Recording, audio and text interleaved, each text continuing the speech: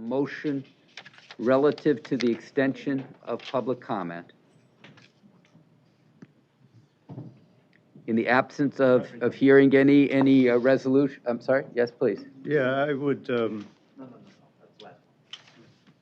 I would move, in the hopes that people have changed their mind, I would move that we extend for 1 more hour. Okay. It sounds like a stutter, but there's the motion on the table.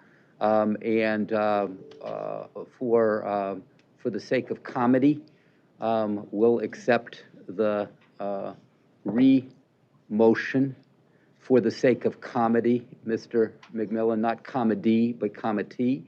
Do we have a second? Not for the sake of comedy, but yes, you do. Very good. Second. So we have a motion and a second for the same resolution as was voted down before. An unusual variation on Robert's Rules of Order. Do we have any discussion thereof? 1 hour extension. Dr. Pritchett. Discussion, question, clarification, starting now, extend for an hour? I'm just asking. Well, it's Mr. McMillan's resolution. Is that what you were saying? So the answer is yes. Okay, so it's 1 hour from the time that you vote successfully on it. Okay? Dr. Pugh. I think I've asked it about 5 times. I am aware, in case anybody is thinking that I'm not. And I have gotten, I think, my answer.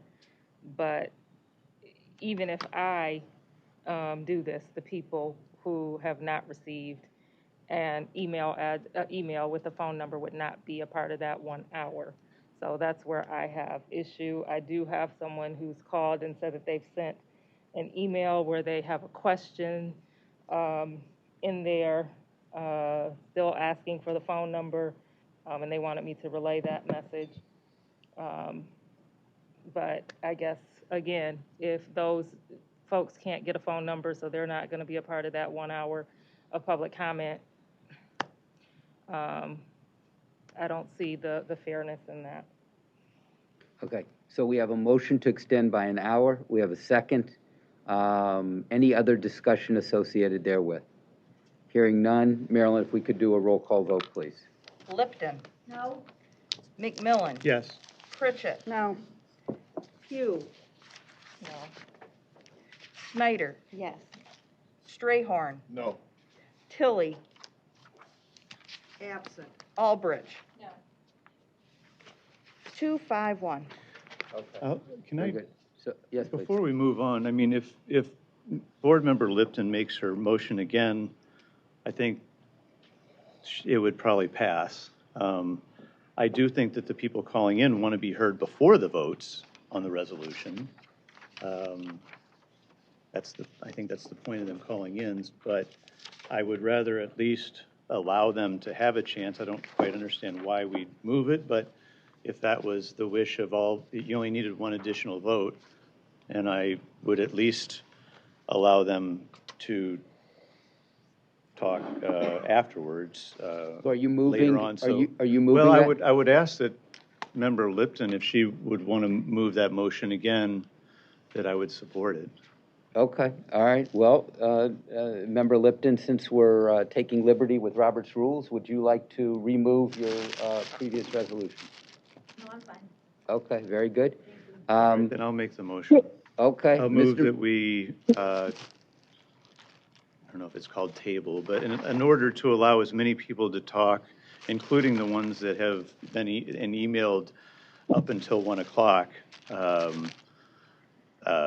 to the chance to speak, I will move that we table the public comment until after 13 discussion and action items.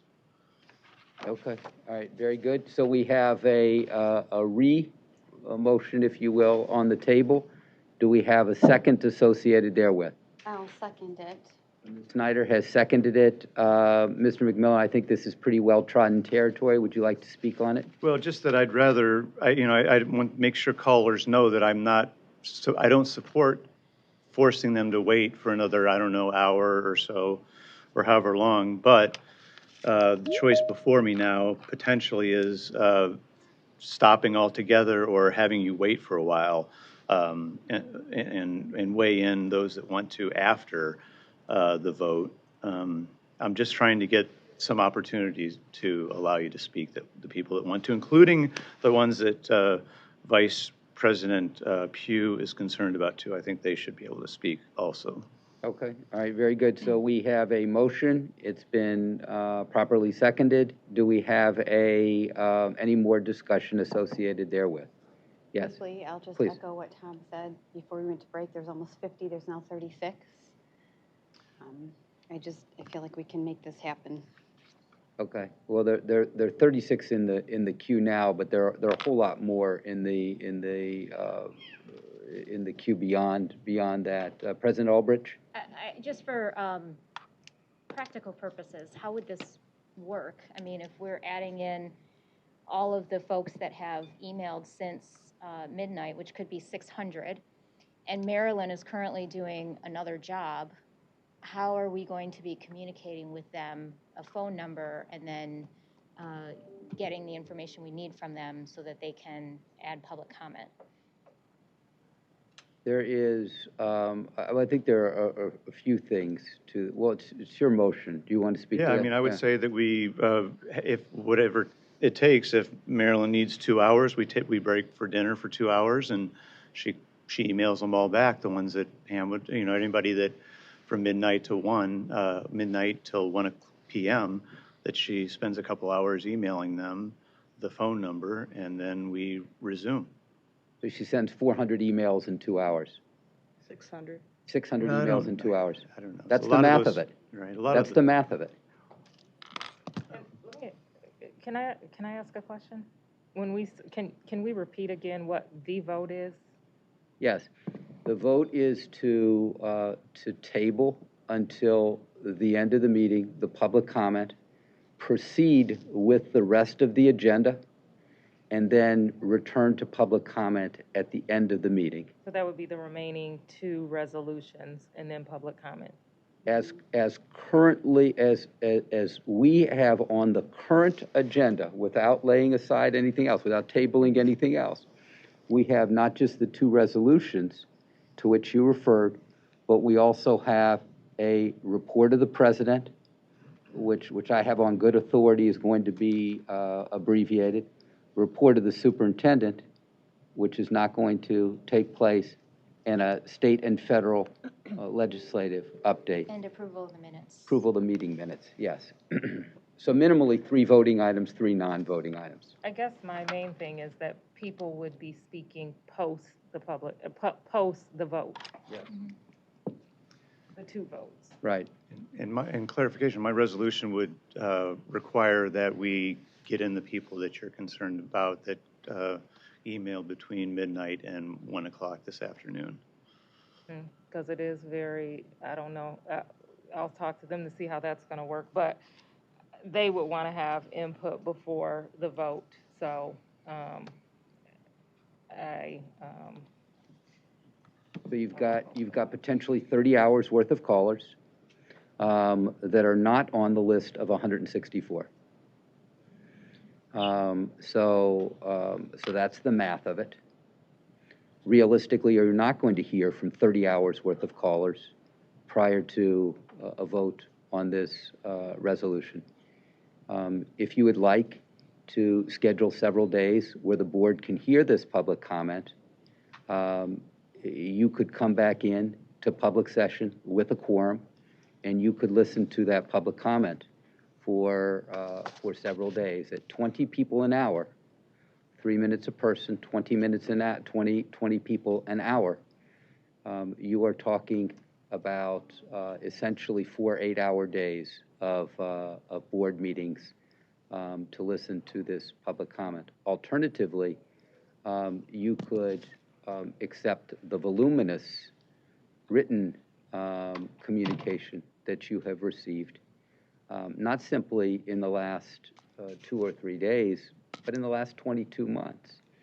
I think that there's some clarity associated with where people are on the issue. But I do understand that under normal circumstances, we would want to hear each and every individual to speak. But Especially when it's been so weighted. Dr. Rice, yes, ma'am. Dr. Rice, I just wanted to, let people know for the record, I am listening into public comment and to constituents. I am in therapy, but I am listening in to public comment. Thank you. Thank you, Ms. Tilley. We appreciate you joining us from PT. Thank you. So board, we have a motion on the table from Mr. McMillan. It has been properly seconded by Ms. Snyder. At some point, even if you are to approve this resolution to table until the end of the agenda, you are going to have to wrestle with the inevitable time constraints associated with 600 plus individuals writing in and constrained time. But the motion on the table is to table until the end of the meeting, public comment. Any more discussion? Hearing none. Roll call vote, please. Lipton? Yes. That was yes? Yep. Okay. McMillan? Yes. Pritchett? Yes. Hugh? Can you read the motion again? So the motion is a motion to table public comment until the end of the board meeting, resume public comment at that time. Not post the vote. Snyder? Yes. Strayhorn? Yes. Tilly? Absent. Albridge? Yes. 6-1-1. Okay, so what we have done is we have tabled, we're moving on with the rest of our agenda, and we are tabling public comment until the end of the agenda. We move to the approval of State Board of Education meeting minutes. May I please have a motion to approve the minutes of the regular and committee of the whole meeting of December 14th, 2021? We have a motion from Dr. Pritchett. Do we have a second? Second from Mr. Strayhorn. Any discussion? Hearing none. Marilyn, a roll call vote, please. She's catching up. It's all good. I can do it. Ms. Nope. Lipton? Ready? I got you. Okay. Ms. Lipton? Yes. Very good. Mr. McMillan? Yes. Dr. Pritchett? Yes. Dr. Pugh? Yes. Ms. Snyder? Yes. Mr. Strayhorn? Yes. Ms. Tilley, absent. Dr. Ulbrich? Yes. And just a note, Ms. Tilley is not absent. She is listening in, but she is at a PT session. She is not able to vote at a distance. We move to the resolution on the teaching comprehensive history. Could I have someone move that? Is a report of the president and all that? I believe, thank you very much. I am going to Okay. forego my report. She's foregoing her report, and I'm foregoing mine. okay. Okay? So in the interest of time, we're foregoing them, all right? We are trying to, be solicitous of trying to accomplish the rest of the agenda, hear public comment and the like. So do I have a motion to move the teaching of comprehensive So moved. history resolution? Movement by Dr. Pugh. Do I have a second? So moved. I have a second from Ms. Lipton. Any discussion thereof to Dr. Pugh? And Dr. Pugh, if you wouldn't mind, if you could read this into the record, or if someone else could read it into the record, as you please, but you're moving it. Whoever gets to it first. Do you want to? Here, I got a copy Okay, right now. thank you. Resolution on teaching comprehensive history.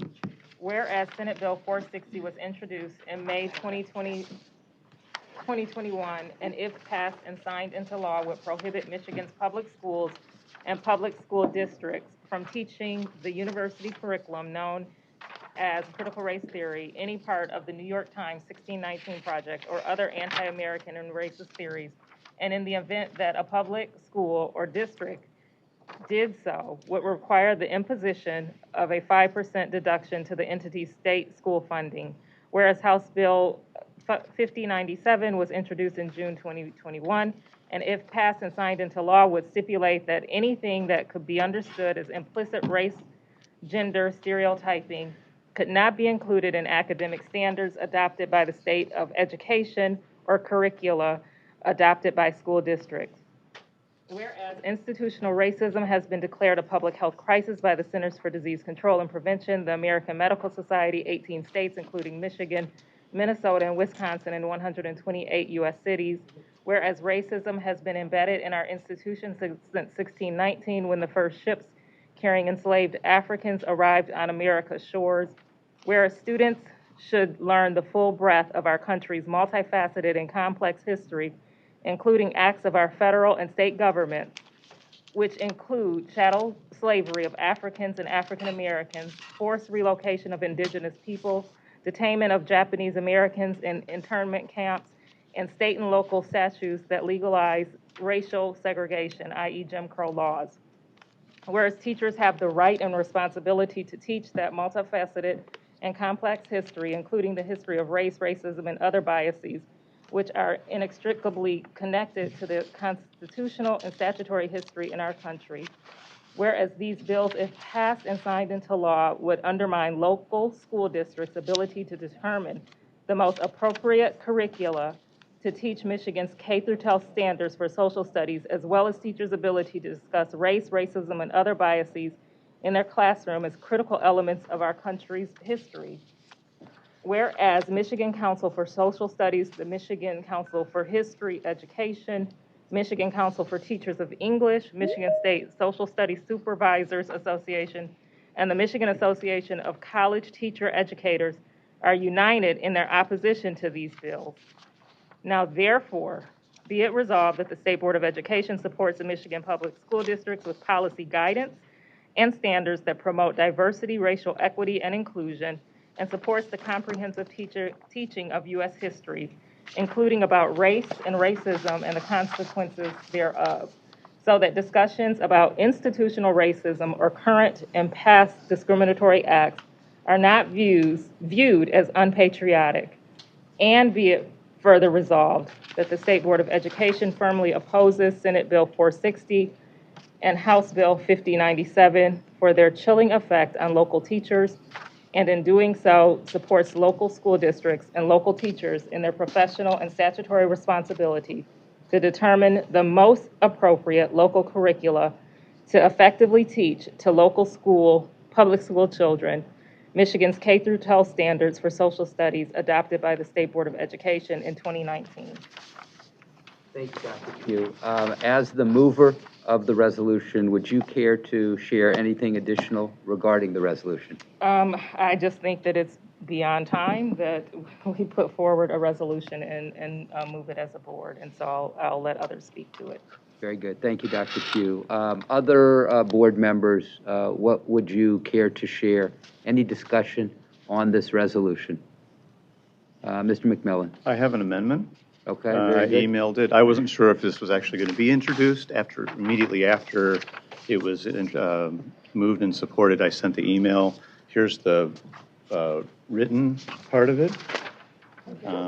So I would like to make a motion to amend after the first whereas paragraph, after entities state school funding, insert with a separate paragraph, whereas based on the tenets of critical race theory, little white children in Michigan public schools are being told that they and their parents are oppressors, and little black children are being told that they are oppressed. I second that motion to amend. So we have a motion, we have a second. Any discussion thereon? Yeah, I'd like to speak to the amendment. You know, the resolution is clearly looking to support CRT and oppose any opposition to CRT. And there's problems with the base resolution, but I think by inserting this paragraph, it makes it clear that the results of CRT are being seen and being very much opposed by parents and teachers being forced to incorporate the tenets of critical race theory into their teaching. So that's what I was trying to do, is to try to make it very clear. If anybody wants, we can defer this for a month and we could bring in people who can testify that this is in fact happening. That's the reason for my amendment.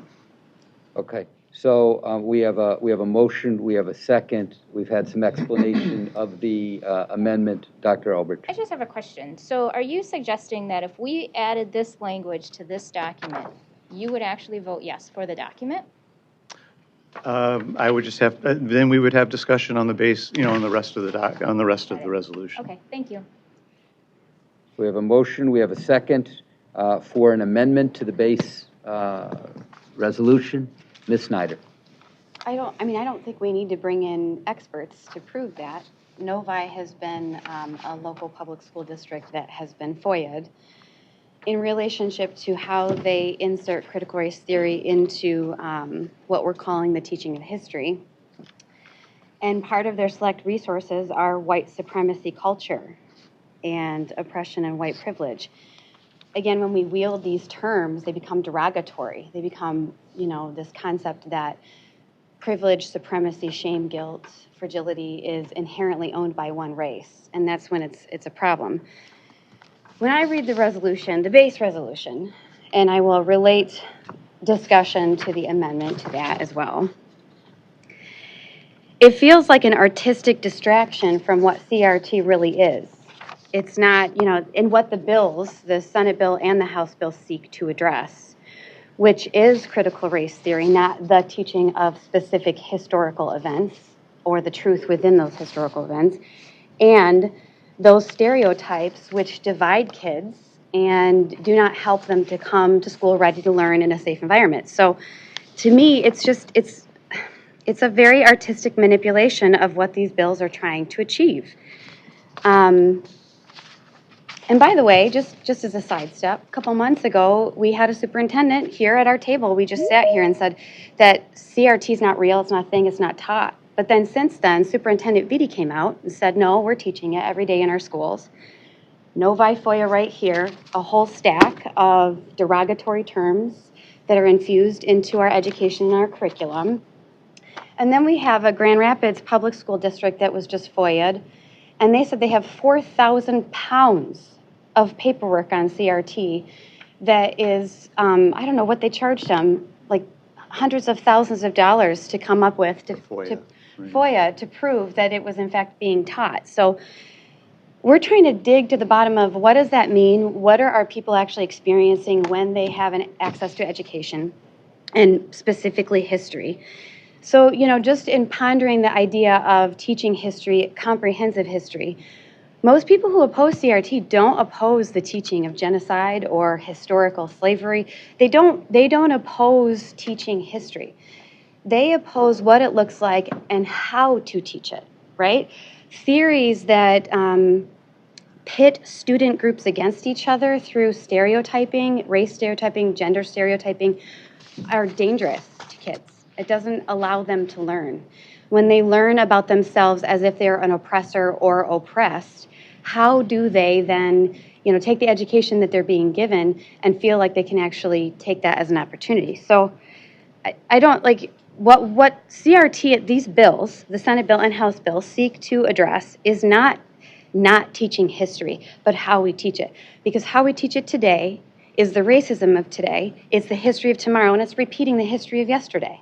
So it just, and in all of the references of who supports it, there's no reference in this resolution that actually addresses, and I'm pulling it up, the definition of CRT through the eyes of the people who wrote it and invented it.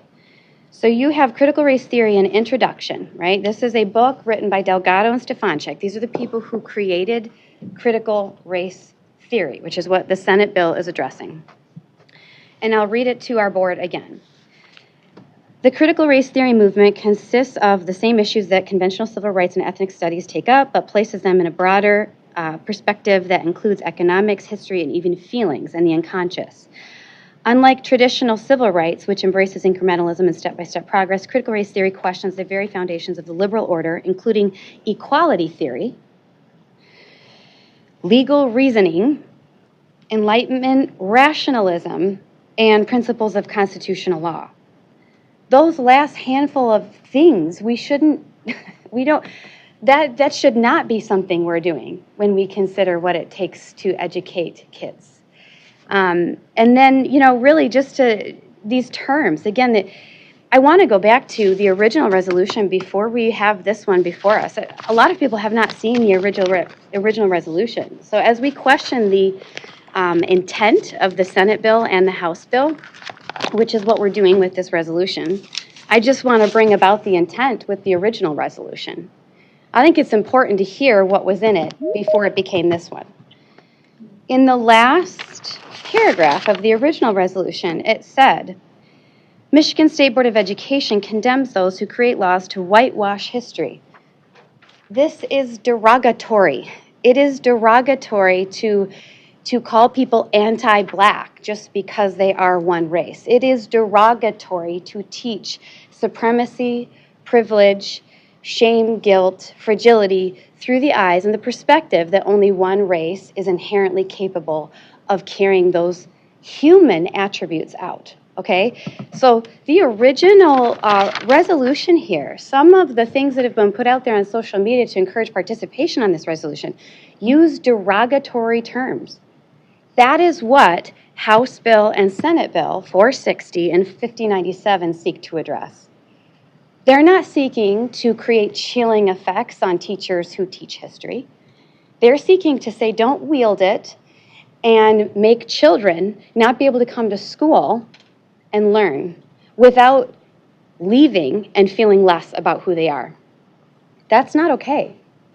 So, I think this resolution it's repeating things we've already voted on. We had social studies standards that passed that we would teach a comprehensive history, and it's rejecting the true spirit and intent of the Senate bill and the House bill. And I think it's very harmful to our kids, again, to have not acknowledged that it exists and that it's real, and to artfully and masterfully manipulate this spirit and intent of the Senate bill and House bill, and the true topic that's at hand when we think about critical race theory and stereotyping. Okay. Thank you, Ms. Snyder. I appreciate your sharing. Other reflections from other board members? Other reflections from other board members? I'm sorry. Is Ms. Tilley, is that you? Yes. Okay, very good. Can you hear me? Yes, ma'am. Okay, good. CRT is not a history lesson. It's taught on the collegiate level in legal classes to examine the law to say that systemic racism exists in the law, and it does. The history lesson that students get taught in class on a K through 12 level has been going on for decades about slavery. We don't want, that lesson is going to continue. When we teach the lesson, we need to teach it with sensitivity and honesty. Students, African American students, have been taught that they have been oppressed for decades through history class. That's not new. And in order for people to learn about slavery, if somebody puts someone in slavery, they are an oppressor. They are. And I'm not saying you have to use that word. I'm not saying you don't. But the fact of the matter is that person is an oppressor. I think that we should teach children that this is history, that this happened to between ancestors. And I think it should be taught also about how do we continue to move forward so that things like this don't happen again. And so that we can teach each other to have respect for one another, African Americans and whites. It's not to act like it didn't happen. Yes, there were slaves, but there were not oppressors. That's not even logical. It's a fact, and we need to move forward. And I support this going forward. Thank you. Thank you, Ms. Tilley. Ms. Lipton, did you have a comment? Clarification. Have we voted on the amendment? We- Oh, thank you. I believe we have a motion and a second on the amendment, if I believe that Ms. Snyder was commenting. I think thought, she was trying to comment on the amendment. okay, I thought that she had seconded the amendment. It was my understanding that, She did, yeah. And we were in discussion. And We are in we're discussion. I do not have any further comments on Okay.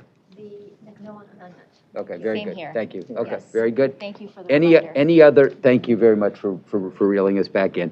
Any other questions on Mr. McMillan's amendment? Hearing none, if we could have a roll call vote on Mr. McMillan's amendment. Lipton, No, McMillan, Yes.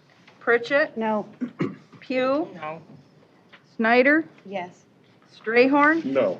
Tilly, absent, Albrecht, No. motion fails. Okay, we're back to the base resolution. Any other discussion thereof? President Albrecht, Mr. Strayhorn.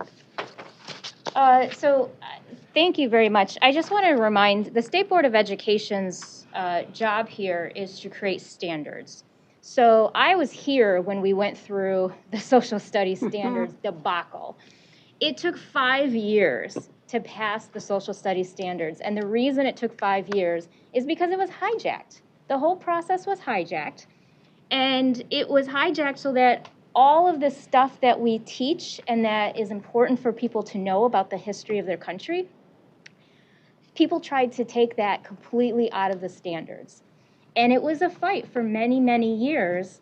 And it took people in the public learning about this and getting upset before we were able to fix that and finally pass social studies standards just a few years ago. It's up to the local district to take those standards and to develop curriculum so that they are meeting the standards established by the state. I support this amendment because it focuses on these two bills. And I support it because, not because some people are saying we're trying to mandate the teaching of critical race theory and we're trying to mandate the teaching of, the 1619 Project. I support them because we're trying to do the opposite. We're trying to say the legislature is not going to have the ability to say you can't have these conversations. You can't talk about stuff that's out there. Because guess what? Students are exposed to stuff whether we like it or not, and they're going to have questions about it. And teachers shouldn't be afraid to actually engage in those conversations. And that's why I support this resolution, because I don't want to take tools away from teachers. I'm not going to mandate they use them, but I'm certainly not going to take them away from people.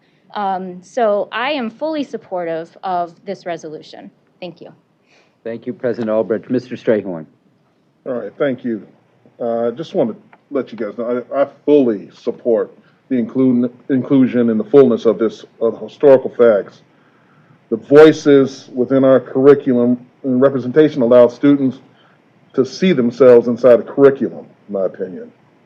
And it's specifically the diverse voices that allow students and adults to think critically and reflectively in this matter. So I fully support this resolution. Thank you, Mr. Strayhorn. Other reflections? Dr. Pritchett.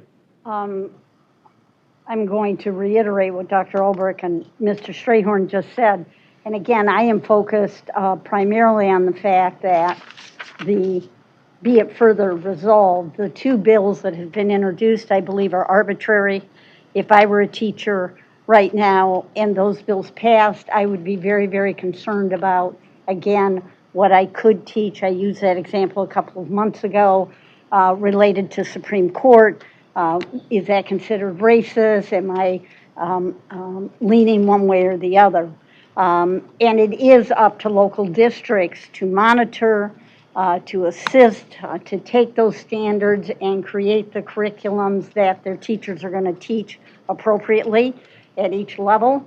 I understand that there may be instances out there where parents have concerns and they need to go to their districts and voice those concerns at that point. I fully encourage them to do that. Ask the questions. They have a right to ask those questions. They have a right to get a straight answer. Thank you very much, Dr. Pritchett. Other reflections from other board members? Dr. Pugh. I think that it is also, I know that it is also important for little black boys, little black girls to know that the study of their history is not anti-American. It's not unpatriotic to have these discussions about slavery, race, racism, as well as the consequences that we still feel today that result from slavery decades and decades, centuries ago. And so I am really excited to hear the support for the resolution. I am also appreciative that we're talking beyond slavery, because yes, if we go back and look at Emancipation Proclamation, Reconstruction era, people could talk about slavery. People are good talking about slavery. People back, I should say, they were okay with abolition of slavery.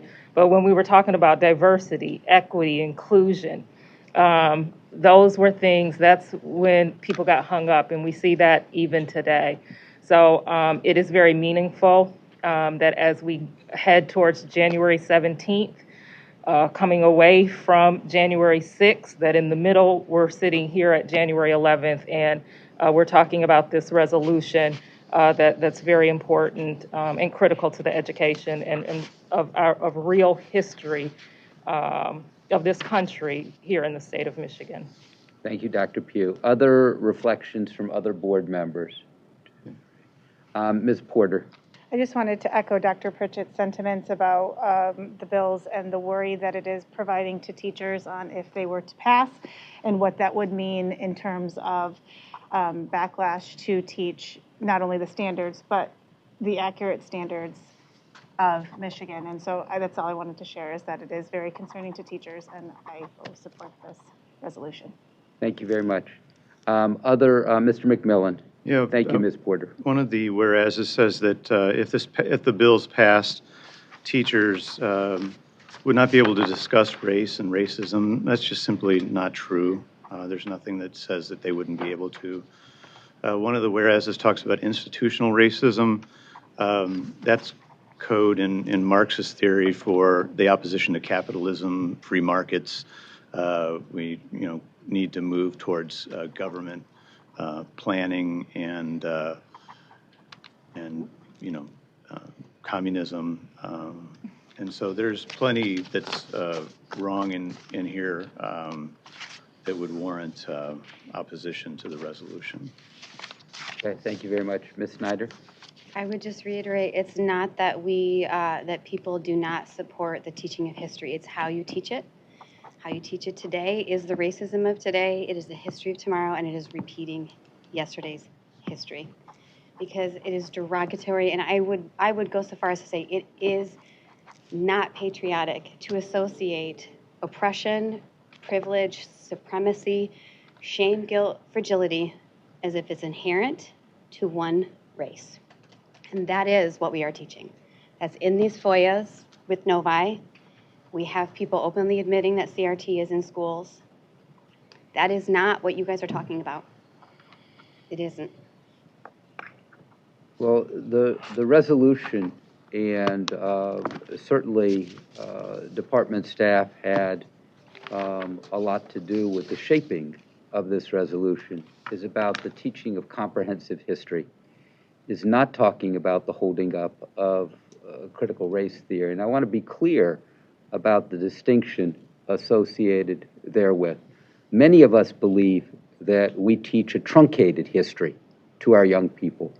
And for all of our young people, white, black, Hispanic, polka-dotted, striped, whatever you are in the state of Michigan, you do not receive the requisite breadth and comprehensiveness of history instruction. If I were to give a history test to the august body within this room, you would struggle with it. You would struggle with it because your history instruction has been inadequate, including about race and racism and how fundamental they are to our country's history. Most of you would have trouble telling me what the 13th Amendment was, what the 14th Amendment was, what the 15th Amendment was. You would have trouble telling me what the 19th Amendment was. Many of you would have struggled a year ago to mention anything, to know anything about the Tulsa race massacre, which is an extraordinary event. But because its 100th anniversary took place last spring, many of us got a history lesson on it. I believe we should be teaching our children the full breadth of U.S. history, not to stigmatize, not to oppress, not to make some children feel better than others or worse than others, not at all, but so that children can wrestle with the complexity, the multifacetedness of our history. It's a powerful history, it's a complex history, and in order to wrestle with it, kids have to learn it. They have to learn it all. I'm talking about constitutional history, I'm talking about statutory history, and I'm talking about And nobody disagrees history. with that. Well, if you will, I've given you the floor plenty. I've got the floor. Well, you're misrepresenting people. I'm representing myself, if I could, please.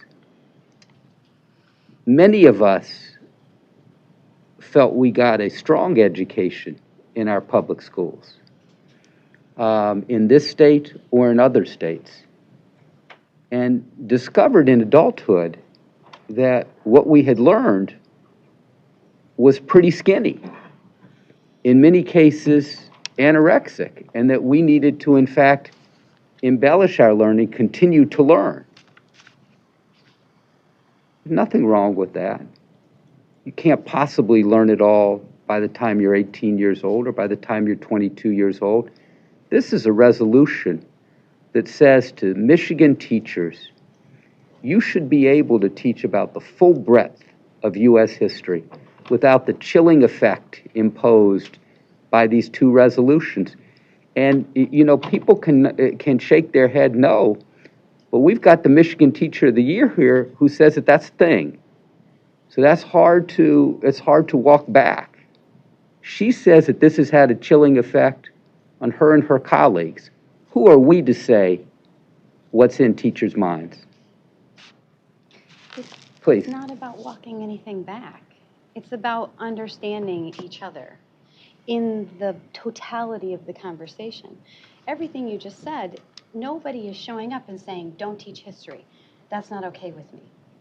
They're saying how you teach it. You said you don't want any child to feel oppressed, but when nobody's teaching about white supremacy culture, how is that possible? I can't. When CRT is a theory that, you know, unfortunately, Tiffany, no, it isn't just taught in higher academic universities. It's in K through 12 schools, in our K through 12 schools. Again, I repeat myself, and I'll repeat it over and over and over again. It's not about not teaching history. It's about making sure that how you teach it reaches all kids in a way that doesn't oppress them. Because again, how you teach it today is today's racism. It's tomorrow's history, and it is repeating yesterday's. When we take terms like oppression, supremacy, privilege, shame, guilt, fragility, and we teach it through the lens, through the theory, it is a theory. And again, everything I was saying has nothing to do with what you just said. If we teach it through the lens that one race inherently is capable of all of those things, we're oppressing people. That's what we're doing. Okay. So that this resolution, again, it tries to take the spirit of that discussion of what Tom and I are trying to say, the spirit of that discussion, which is woven into Senate Bill 460, House Bill 5097, and hijack it and say, oh, we're trying to say that we don't want you to teach history. No, of course it would have a chilling effect if we told people you can't teach history. That's not what these bills are trying to state. That's the resolution, again, it's an artful, masterful manipulation of the true intent of those bills. And if we allow that to go on without perpetually, persistently saying, hold on, that's not where the conversation is, then we don't understand that we're repeating oppression by teaching things like white supremacy culture, as if no other race is capable of that human attribute. We need to teach that supremacy is wrong. Dr. Pugh, did you have something to say, or if I'll let not? Cassandra go. And Okay, President Albridge, then Ms. Lipton. Okay. So I want to get back to, I appreciate, I think we just have a disagreement on what these bills are actually, not necessarily what they're doing, but what the impact of these bills might be. But I also want to just share, there was a comment made that somehow this is Marxist theory, and if you're anti-institutional or I don't even understand what the argument is. But let me just say, I wrote a dissertation on the 1967 Detroit Uprising. And a lot of that dissertation focused on what the different realities were of the people living during that time. And I could have written an entire dissertation just on housing covenants alone. A housing covenant is written into a housing deed that says you will not sell a house to a black or a Jew. And it was legal. That's institutional racism right there. Now, fast forward, because that wasn't 200 years ago, that was 50 years ago. Fast forward to today and think about what that means for generational wealth. When most people's wealth comes from real estate. That's what we're talking about. And we're saying, these bills are saying, you can't have those conversations because we're going to label that critical race theory.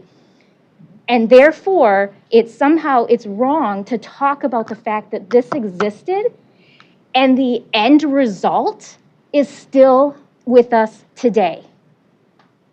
That's what we're talking about. Don't take those tools away from teachers. That's it. We're not saying you have to teach this, but we're saying don't take the tools away from the teachers. Or don't cast a shadow over the teaching such that teachers are fearful of getting crossways with the law as a function of their lessons. The lessons are already insufficiently comprehensive as it is, let alone with this constraining the teaching even more. Ms. Lipton, to you. Yes, I would just like to take a moment to thank Dr. Pugh for referring this concept to the Legislative Committee. And I would also like to thank the members of the Legislative Committee that worked with through the process of putting forth a very, very powerful and very, very serious resolution. I think that the resolution is on the table. It's been seconded. People can discuss and continue to repeat themselves, I suppose. But I do believe that the state board has a moral authority. And I believe through our resolutions, such as this one, that we speak with that authority.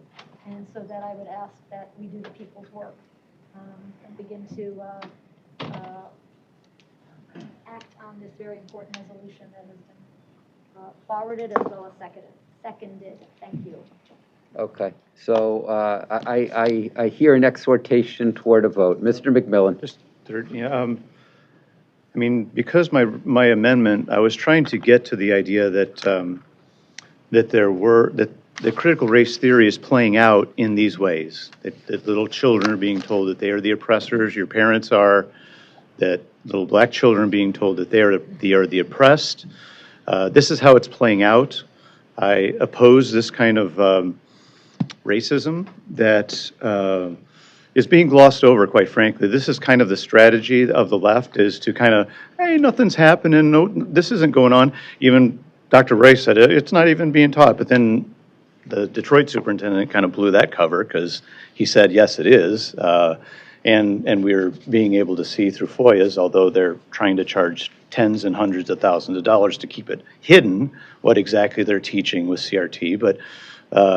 But it is coming out, and it just makes parents that much more upset that it is hidden, that it's trying to be glossed over, that, hey, you know, all we're trying to do is, you know, teach about slavery. No, that it's way more than that. We all know it is. This is kind of the tactic of the left, is to try and gloss it over and obfuscate. But the fact is, when we had that, you know, the governor's person come before us, the chairman who was laying out the roadmap for how to spend the $5.5 billion, you know, I was able to find that one of the key things they were advocating for was a resource that, you know, all the kids in the state could be talked about and told that they're living in a white supremacy culture. And when I pinned him down on it very uncomfortably, he, you know, obfuscated and moved on. And just the typical left diatribe of trying to hide this Marxist, you know, anti-American racist theory of critical race theory. I oppose it.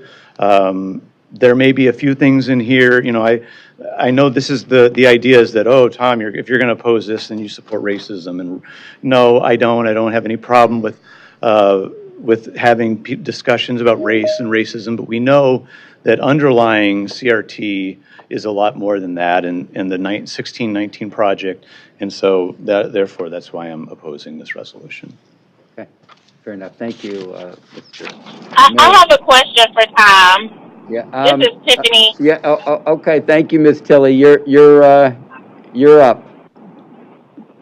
I'm curious as to the left. Who are you saying when you say the left?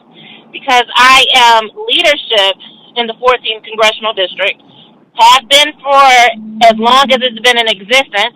I was young Democratic leadership in the state, so I've been in leadership positions for a very long time. This is not a discussion I've had beyond this table. The Republicans are the ones that keep bringing it up. And it's very offensive for you to keep saying the left is doing this, the left is doing that. What left? You guys are organizing around this issue. You're the ones that are having people call in for public comment about the issue. You are posting about the issue. You are stirring up things about I didn't even honestly know about CRT until you guys kept bringing it up. I had to research CRT. When I went to Black leadership about the issue, that, you know, saying that there's a huge issue with CRT on the state board level, and I'm not talking about political leadership. I'm just talking about Black leadership. And they said, well, what's CRT? So this isn't even something that we've been discussing or organizing around. So I would like to know exactly who, when you're pointing fingers, besides your party, who has, in Michigan, on a local level or state level, who is heavily organizing around this, because we are not. This has become an issue because you have brought it to the table. Okay. All right. Thank you, Ms. Tilly. Mr. McMillan, if you have a response to that, quick that's response. somewhat specific, that would be great. Now that it's established CRT is in the curriculum and is being taught K-12, and it's very factual, it didn't just get there on its own. It didn't just kind of dream itself up. Somebody is pushing it. I guarantee you it's not conservatives. It's not people on the right. So it's progressives. I'm not saying any board member here had any ability to stick it into the curriculum specifically. I don't know that's not the case, but I'm not saying it is the case. But it certainly is getting there somehow. And I will tell you that based on the fact that it is a theory supported by the hard left, Marxists, socialists, I mean, I would assume, and maybe it's the wrong assumption, But I'm assuming that those are the people that are pushing this, so that's an answer to your question. Okay. Thank you. I did want to answer because we are getting calls, we're getting emails about this, and we're being attacked for this as if we're doing something. And I'm not against CRT, especially the more that I learn about it. Not the propaganda, but what's actually being taught. And even, and I'm saying on a collegiate level, I have not heard about it being taught in a K through 12 classroom besides what you guys say here at this table. So beyond that, I think it's very irresponsible to have people thinking that, you know, we are organizing around something that we're not. And I don't have a problem with starting to organize around it if that's what it takes, if that's what I decide to do. But at this point, we've been attacked, the Democrats on this state board, around this issue. I think a lot of what's going on is very irresponsible. A lot of the information, even at this table, has been false about CRT, period. From everything that I've not only read, but students that have told me what they've learned about CRT on a collegiate level. Okay, thank you, Ms. Tilley. Any other board members on teaching comprehensive history? Resolution on teaching comprehensive history. Ms. Snyder? Just to bring a little bit more context to the whole situation, too, we have, when we FOIA'd Novi, it came out, and the Education Foundation Board, one of the co-presidents had gone on their social media, and in the work that they do within the Education Foundations, they give grants to local school districts to implement DEI, CRT, different things like that. And, you know, when you say you'd be happy to organize around who is this coming from, why are you experiencing the emotion you're experiencing about these particular types of concepts like white supremacy culture? But here's what this person has to say, and this is a leader in our Education Foundation circles. Caucasian people, I am not interested in so-called allies posting on my page. I am not interested in time-wasting debates with anyone.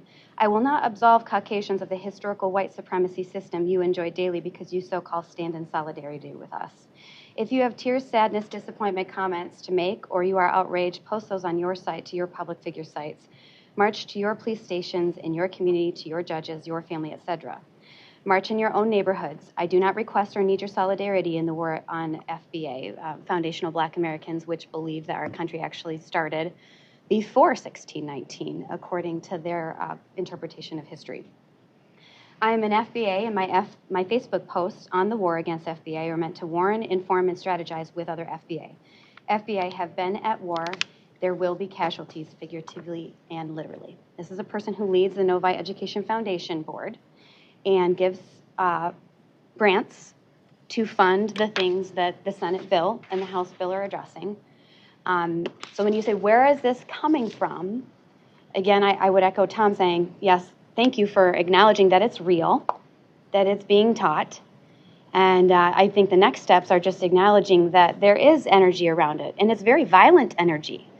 So when you think about why people are mad, you know, you can't be said this is war. There will be casualties, figuratively and literally speaking, if you don't think like me, if you don't feel the way I feel, if you don't believe what I believe. When you speak that way, that is violent, okay? So it's coming, you're right, Tiffany, it's coming from somewhere. This is where it's coming from. It's not coming from conservatives who are just like, man, I'm so offended about whatever, I just want to pick a fight. That's not what's happening. That's not at all what's happening. There's a very genuine oppression that people don't want to acknowledge is real, and it's out there. And so when we talk about institutional racism, it's coming from all directions, which is why it's so important that we all take the internal collective response that things like supremacy in its totality, it's a human attribute, is wrong, and we will fight it together, no matter where it's coming from, no matter who.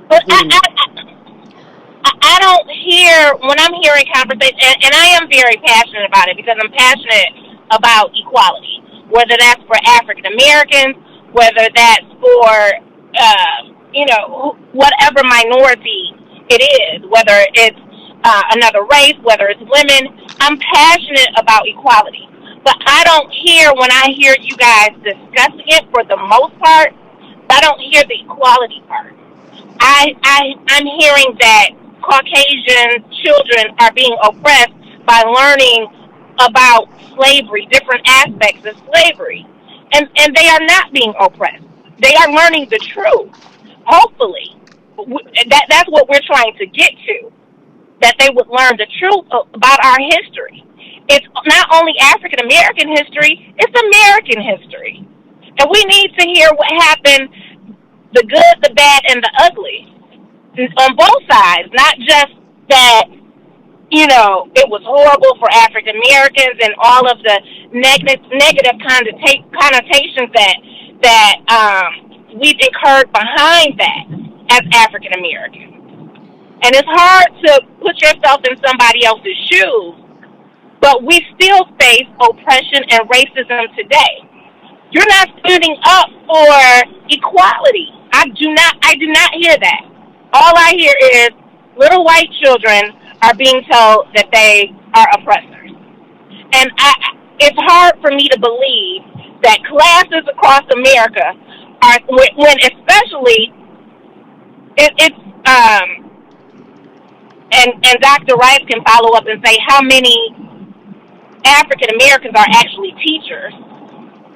For the most part, I want to say 50, 60, 70% of the teachers in the state are white.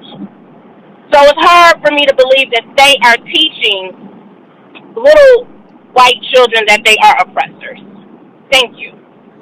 So Ms. Tilley, just because you raised the issue and put my name on it, more than 90% of our teachers are white in the state. More than 90% of our teachers are white in the state. Just for the sake of clarification on that. I mean, I'm Thank not. You. Yeah, I appreciate it. Can I rebut, please? Yeah, But if we could, it'll this be is short. it. This I'll is wrap it. it up. Yeah. But the thing about that too is, again, it's another issue that's not related to what we're talking about here.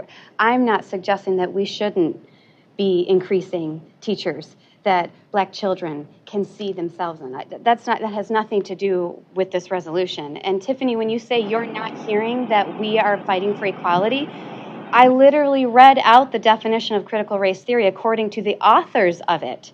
And we have a whole resolution here based on, professionals and people that what they have to say about history with this one-liner that these Senate bills and House bills are bad, but no actual reference to the definition of critical race theory. And again, I'll just repeat it. The very last line, it questions the very foundations of equality theory. No, that's not what you're hearing. You are not hearing that we are not in support of equality theory. That is not what you're hearing. But it's just not accurate. I don't hear you talking about how African Americans have been affected and what needs to happen so that we can move forward so that African Americans are no longer oppressed. I hear you saying white children are being affected. For the most part, that's what I hear you saying. All children are being affected. Board, we are going to move to a vote. Ms. Schneider, if you would please call the roll, please. Lipton, Yes. McMillan, No. Pritchett, Yes. Pugh, Yes. Snyder, No. Strayhorn, Yes. Tilly, absent, although on the phone. Albrecht, Yes. 5-1. Motion carries. Okay, motion carries. Board, we are moving to the resolution on public health, and we're going to take 60 seconds to distribute that resolution to our board members, so everybody is looking off the same copy and speaking to the same thing. Take your time. Take your time.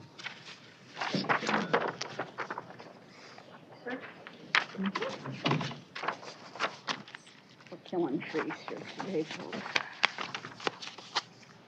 Thank you very much. Yep. Do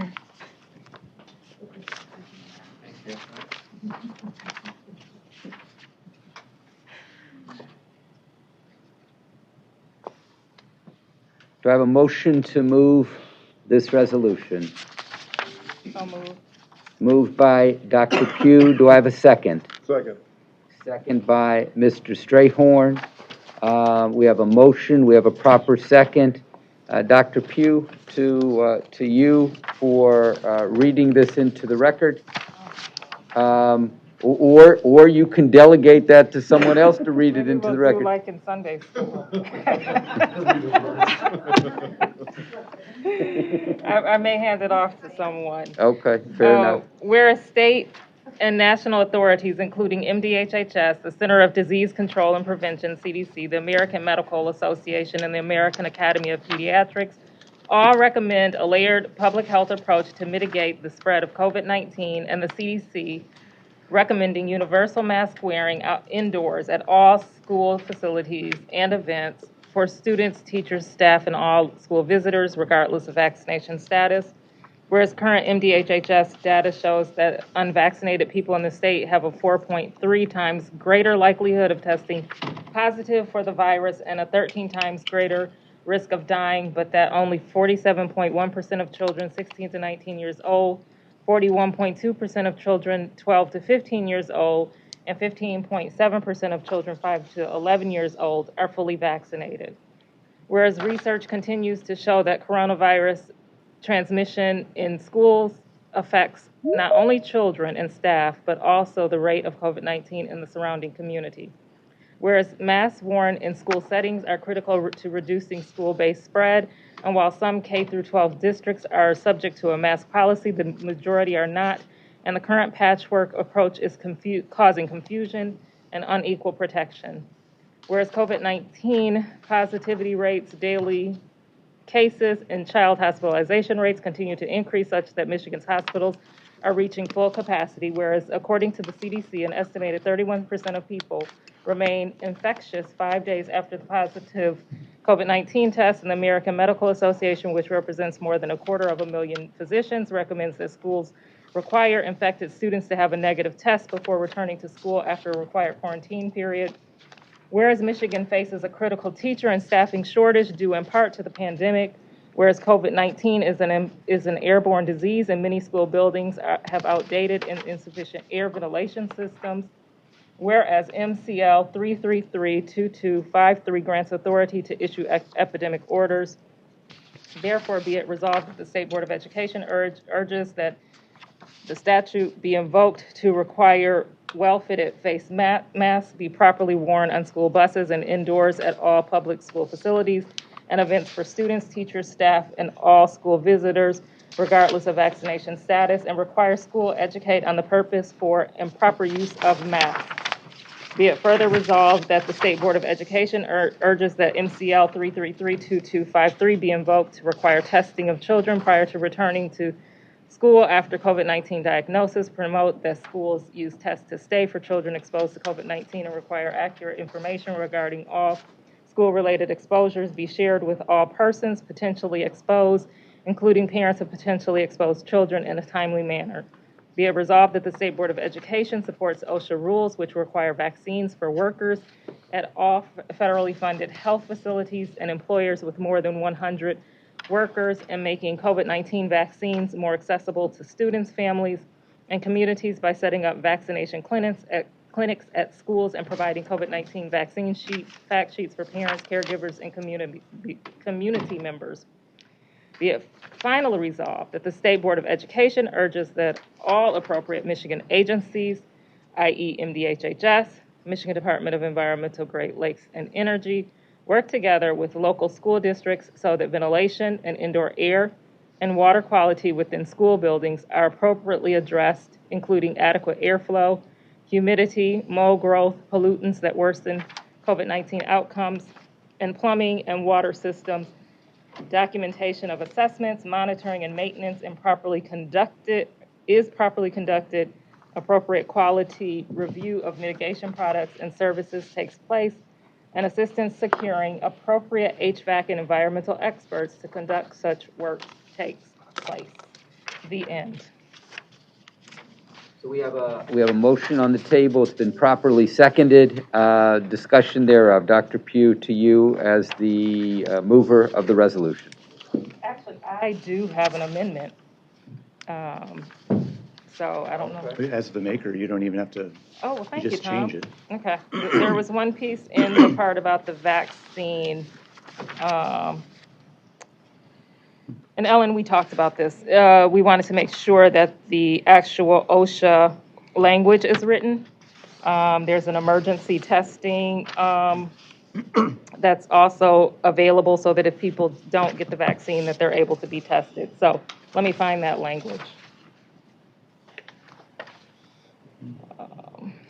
While you're looking for that language, would you like us to consider other possible amendments? Absolutely. Okay. All right. Very good. Chairman. Mr. McMillan. So I've got, on this final resolution, I have 3 amendments. I'd like to move the first amendment after the first whereas paragraph, after, quote, regardless of vaccination status, insert with a separate paragraph, quote, whereas it is widely accepted by reputable virologists and immunologists that the Omicron variant is currently the dominant variant in the United States and that the Omicron variant is no worse to the general population than a bad flu. Okay, so we have a motion. Do we have a second? Yes, second. We have a second. So motion, proper second. Do we have any discussion thereof? Well, I would like to speak to my amendment. Please. I think that it's becoming clear that much of this resolution is unwarranted. It's been unwarranted for a long time because children are at very little risk, and those that were concerned could get vaccinations.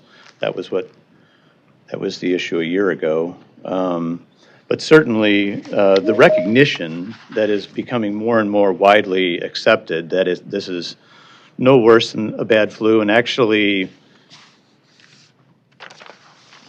studies coming out of,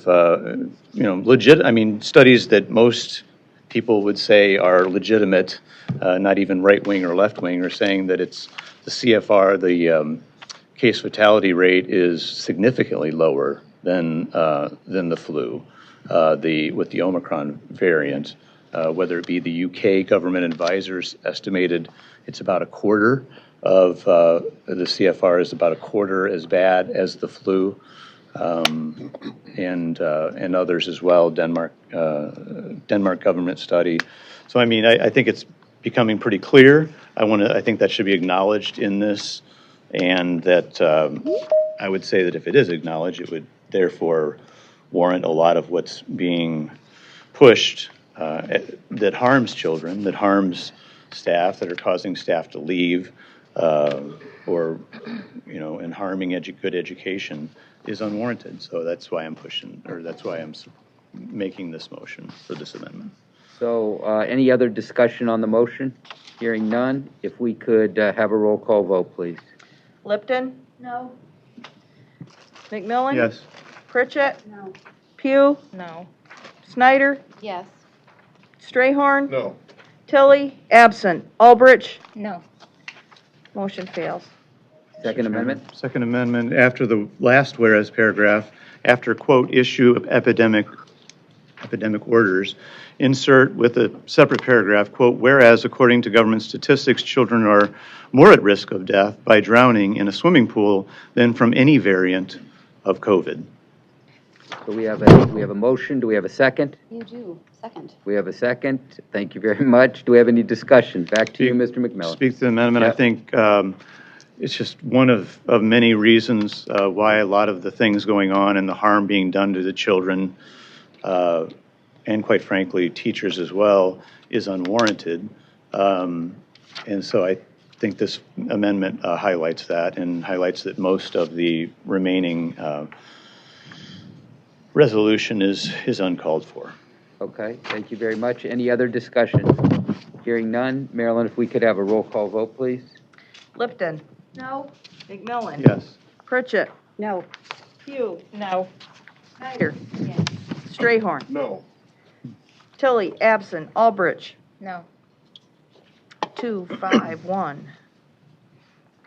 Very good. Mr. Fails. McMillan, the And- third motion to amend. Finally, focusing more on this idea of the impact on staffing shortage, my amendment would be amend the paragraph, whereas Michigan faces a critical teacher and staffing shortage due in part to the pandemic, by inserting after the word in, the word large, and inserting after to the following, the bad government policies in response to. So it would read, whereas Michigan faces a critical teacher and staffing shortage due in large part to the bad government policies in response to the pandemic. Okay, we have a motion. Do we have a second? Second. We have a motion and a second. Mr. McMillan, would you like to speak too? Just that we are hearing, and I think we will continue to hear, teachers leaving, whether it's because they can't teach well, with kids not being able to see their faces and them not being able to see the kids' faces, or whatever there's certainly reasons that teachers are leaving, are being concerned. They're tired of having to be the mask police. It doesn't work. You're forcing kids to put on a mask that's dirty or that you've swapped out with little Billy. It's just getting ridiculous. These policies are creating more harm than is necessary, as my two previous amendments show. And again, it just highlights this idea that if there was really concern about staffing and teacher shortage, we wouldn't be looking at passing things like requiring vaccinations or daily testing and all this other stuff. So that is and universal masking. Okay. So any other discussion? Here, Mrs. Snyder. I would just say this is the one amendment that I think sort of encapsulates the whole resolution itself. Honestly, I think we'll look back on this resolution as this is the blueprint, this is the pathway to what we're dealing with. It's going to be very interesting to reflect upon it. It is bad government policy to take a virus and to politicize it. And I really believe that kids, students, and families will reflect back on these policies, and they will remember the learning loss and the loss of freedom and liberty and everything that came along with this time. It's significant because, when my kids ask me, why is this happening? This is the choice of policy that our current leaders are choosing for us. This is what that is. And they're not the best policies. Not the best policies for kids in offering equal education to all that's accessible. Not the best policies in accordance with our Constitution. Not the best policies in accordance with just trying to be a unified people after a very divisive time frame.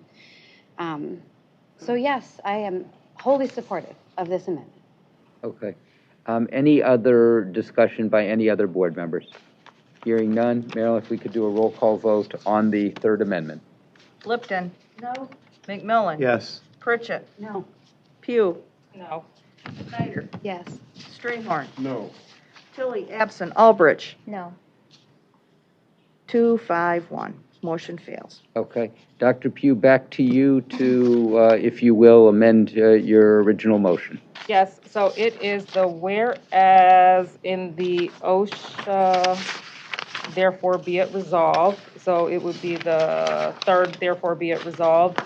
And it should read more like the actual OSHA rules. And it's, so we would say after the 100 workers or mask and regular testing for unvaccinated workers. Employers with more than 100 workers or mask and regular testing for unvaccinated workers. And just a point of order, Mr. Chairman, as long as she and the seconder agrees, then there's no need for a vote. Fair enough.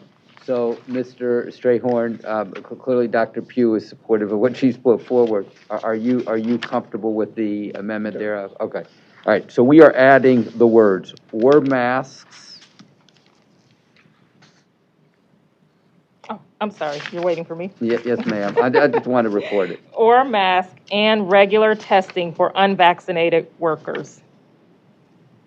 So to Nikki's earlier point, the law, or it reads, the requirements read that if you're not one of those 100, a part of that, of an employee that's a part of that 100 workers or more that has a vaccine, you have an out, you can do regular testing.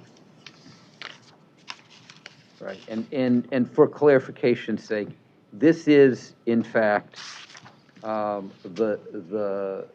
these are the two issues in front of the U.S. Supreme Court. This is correct. Currently. Mhm. Is that right? Okay, Yes. very good.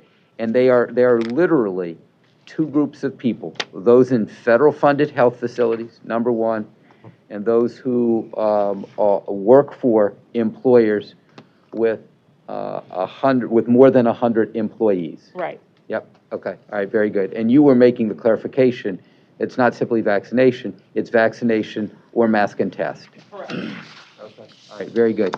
So, board members have heard that. There has been some clarification associated there with Ms. Snyder. We're to you. You guys, this is utterly ridiculous. There is no point in infectious disease history that we have ever routinely tested for that particular disease, ever. It's not even, it's not scientific. It's also, as a result, I mean, when you really think about it, totally inappropriate to utilize resources that way. You know, because you're unvaccinated, I'm going to test you regularly. And then we had caller 39, Evelyn from Davidson. She said, I'm unvaccinated, I quarantined without pay, and I had no symptoms. We really think that's appropriate policy? Like, this is utterly ridiculous. Utterly ridiculous from a standpoint of science, utterly ridiculous from a standpoint of resource utilization, utterly ridiculous to take employees and say, because you will not take the jab like I tell you to, I'm going to regularly test you. You're going to lose out on pay if you have no symptoms, but you test positive. You're going to stay home and be quarantined. If this is the kind of government we think is appropriate, watch out. I do not know what comes next. Again, that is not a slippery slope that we haven't seen in other governments in our history, in our world, and it's steep. This is utterly ridiculous. It is not at all based in reality. Okay, thank you very much. Anything else? Mr. McMillan, Dr. Pugh, and heading to a vote. I think regarding the OSHA, President Albridge. the OSHA rules, I think we've seen a lot of a lot of hospitals and large corporations implementing the OSHA rules as though they were going to be imposed, and we don't see any of them allowing a testing option. I think it might be because it would be a HIPAA violation to, you're basically pulling people out and identifying them as, whether they got a vax or not, or... It might also be because they don't want to have to pay for it. Well, yeah, I mean, utilization of right. So the implementation is being proven that there is no testing option. There won't be, and so because I've got friends that have had to leave large corporations and hospitals, they weren't given a testing option, and it was the OSHA rules that did it for them. And then obviously forcing universal masking.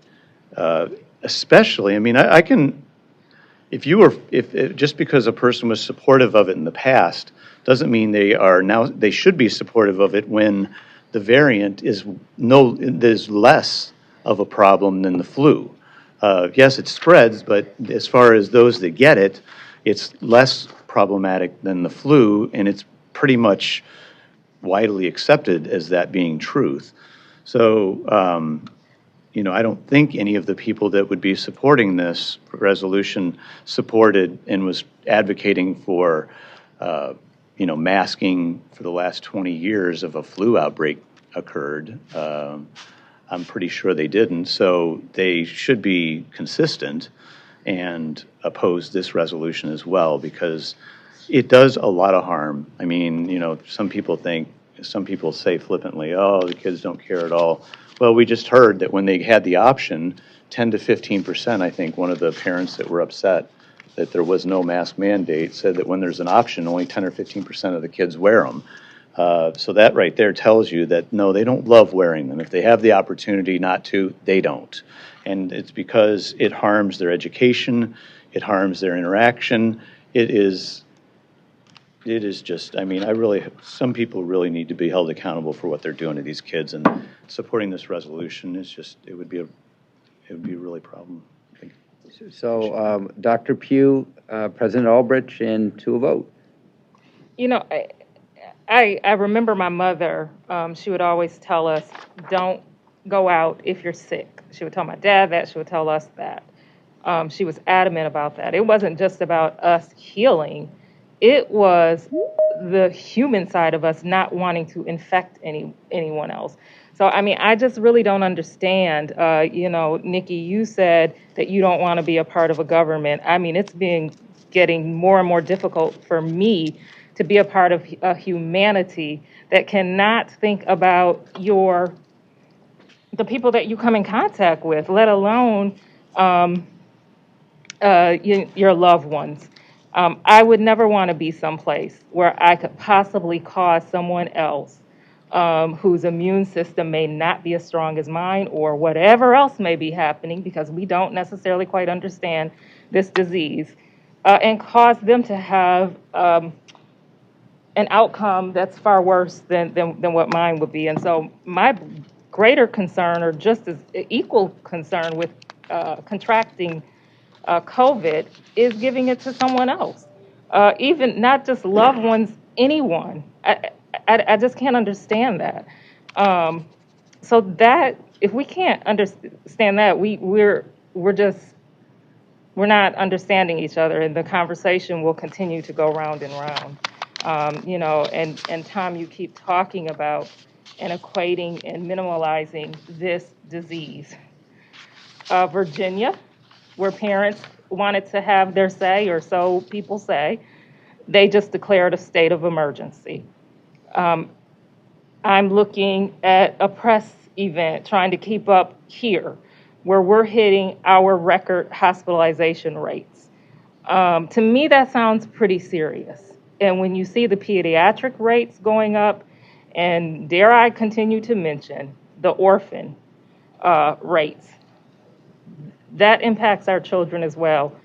And so I just want us to stop and think about this from more than just an I standpoint, but the people that we are coming in contact with, because that's how this disease continues to spread. Okay, very good. President Albrecht. So I appreciate there are strong opinions on both sides of the issue, and today we heard mostly from one side, but we also know that there are many on the other side as well. Many of them have been sending us emails during this meeting. They've reached out to Pam ahead of time. I'm sure they've reached out to others. There is no doubt that this issue is much more diverse than what was presented today. I appreciate the thought that's gone into creating this draft resolution. I can't support it in its current form. I agree with Pam about the personal responsibility. We do have a collective responsibility to each other. Absolutely agree with that. To be clear, I believe in science. I believe in vaccinations. I would encourage everyone to talk to their healthcare professional about vaccinations. I believe in listening to experts, real experts, not YouTube celebrities or self-appointed gurus, but people who've actually studied and worked and became the top in their field, and I consider Pam one of those people. And I'm glad that there are people out there who are way smarter than me. I'm grateful for them, and I will listen to them. I also believe that masks help reduce the spread of COVID and other ailments. Someone mentioned earlier about not having a lot of flu last year. I wonder why.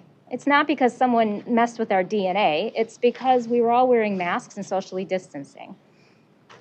I also recognize that we are in changing dynamics right now. And so across the board mandates give me pause. I'll be completely honest about that. I'm also concerned about the feasibility of some of this stuff. Calling for mass testing is one thing, but ensuring the availability is another. I've had conversations with parents this week who want to get testing for their kids, and they're having trouble finding it. I was in Florida. I was going to do the responsible thing. Well, I did the responsible thing of testing before I went out in public when I got back. But it took a week and a half to get a test sent to my house. And I'm fortunate that I have a flexible job, that I can do that I have money to pay for a test to be sent to my house, that I have resources. A lot of people don't have that. And so I'm concerned about that. I'm also concerned that we're putting all of this onerous on our schools at a time when they're struggling just to keep educators and staff. And so we're asking a lot, but we're not really providing that direction. So I would, in its present form, I would be a no vote. I could offer some suggested language changes, but it would severely water down, I think, what you're trying to do, Pam. And my impression was that you're not really interested in that at this time. So, you know, if it gets to that point, I'm happy to offer those suggestions. But for now, if it stays the way it is, unfortunately, I have to be a no vote. Okay, thank you very much. We go to, I'm sorry. I don't know if you need to go. I did want to respond to Cassandra, but if Judy would like to It's get as you in. choose. You are next. What would you like to do? Well, Please. yes, so there are some things that, as I was writing, I could have continued to write. We know that this is very fluid as far as the testing pieces. Now, as it relates to the mask, you know, I that's where I have issue, but when it comes to the testing pieces, we know that teachers are having, or school districts are having a difficult time being doctors and nurses in the school buildings. And so some of the things that I would have raised is questioning, you know, how can it be put into the code of conduct? Does that help? I don't know. There was something that I know that the CDC Foundation, I thought, was placing folks within school buildings. There definitely needs to be more staffing that's more focused on this, so that teachers can educate, or educators can do their jobs, what they usually do. So I would definitely would entertain some amendments as it relates to that. Like I said, I do know that I continue to hear the voice of credible medical professionals continue to say not only a mask, but making sure that you are beginning to wear the N95s or the KN95 mask. I believe, and I'm getting messages now saying that Director Hertel has also called for universal mask wearing, but again, has stopped short for whatever reason of a requirement of invoking state statute. So again, we're a state board. You talked about this. We're urging them. Will they do it? They don't have to, but it's us speaking and saying that we know that this is the best science. And again, this is a layered approach so that we can keep our schools open, so that teachers and students can remain healthy and remain teaching. So that is the thought here. Again, it is to keep students in school, but also to hopefully take some pressure off of what's going on in these buildings. But right now, without the protections that we see and with the wide community spread up to like 33% positivity rate in communities. And at one time we were saying that 3 to 5 was where we would close schools. We're at 33%. So we're trying not to close schools, and the kids who aren't in school because they don't have teachers, we want them to get back in school. So I definitely would want to hear what your amendment are and see if they're palatable. Ms. Lipton, and then Dr. Pritchett. Thank you, Mr. Chair. First, I would like to thank Dr. Pugh for bringing this very important issue before the board. You know, it's sometimes very fortunate, and who could have thought that at the time of a pandemic in the state and a crisis in our schools, that we would have a public health professional on this body. It's really, I think, quite significant. I'm assuming that many of you have seen me shuttling in and out of the room, and I am one of the immunocompromised people in this state who cannot tolerate any infection. No scintilla of infection. And 25 years ago, when I was diagnosed with multiple sclerosis, my neurologist made it very clear to me that any infection would trigger an exacerbation. For those of you who are unfamiliar with multiple sclerosis, an exacerbation can involve loss of vision, can involve loss of mobility, and can involve loss of cognitive function. So I do take the work of a resolution that would set forth parameters under which our schools can act and to give guidance to what is a very, very confusing time. But from someone who has, as I said, absolutely no tolerance for infection, I believe that I speak for any number of children in our schools, as well as teachers, that believe certainly in individual liberty and freedom, but also believe that that individual liberty and freedom needs to be balanced with the communal responsibility to be cognizant of the impact that that individual and sometimes unfettered freedom can have on those of us who also wish to enjoy a measure of freedom to live and work and enjoy a rich life. So having said that, again, I would like to thank Dr. Pugh. I believe that this resolution is giving much needed guidance in a very, very uncertain time. And I also believe that this board, although it has been stated many times, does not have the authority to issue mandates and masks, that we do have a moral responsibility to be the grown-up in the room and to provide a measure of clarity during a time that is extremely confusing, as well as ever-changing and ever-fluid. I believe this resolution strikes that balance, and I am strongly in favor of it. Thank you. Thank you, Ms. Lipton. Dr. Pritchett. Thank you. I, too, would like to thank Dr. Pugh for her expertise in bringing this resolution forward, and to Ellen Lipton for helping craft it.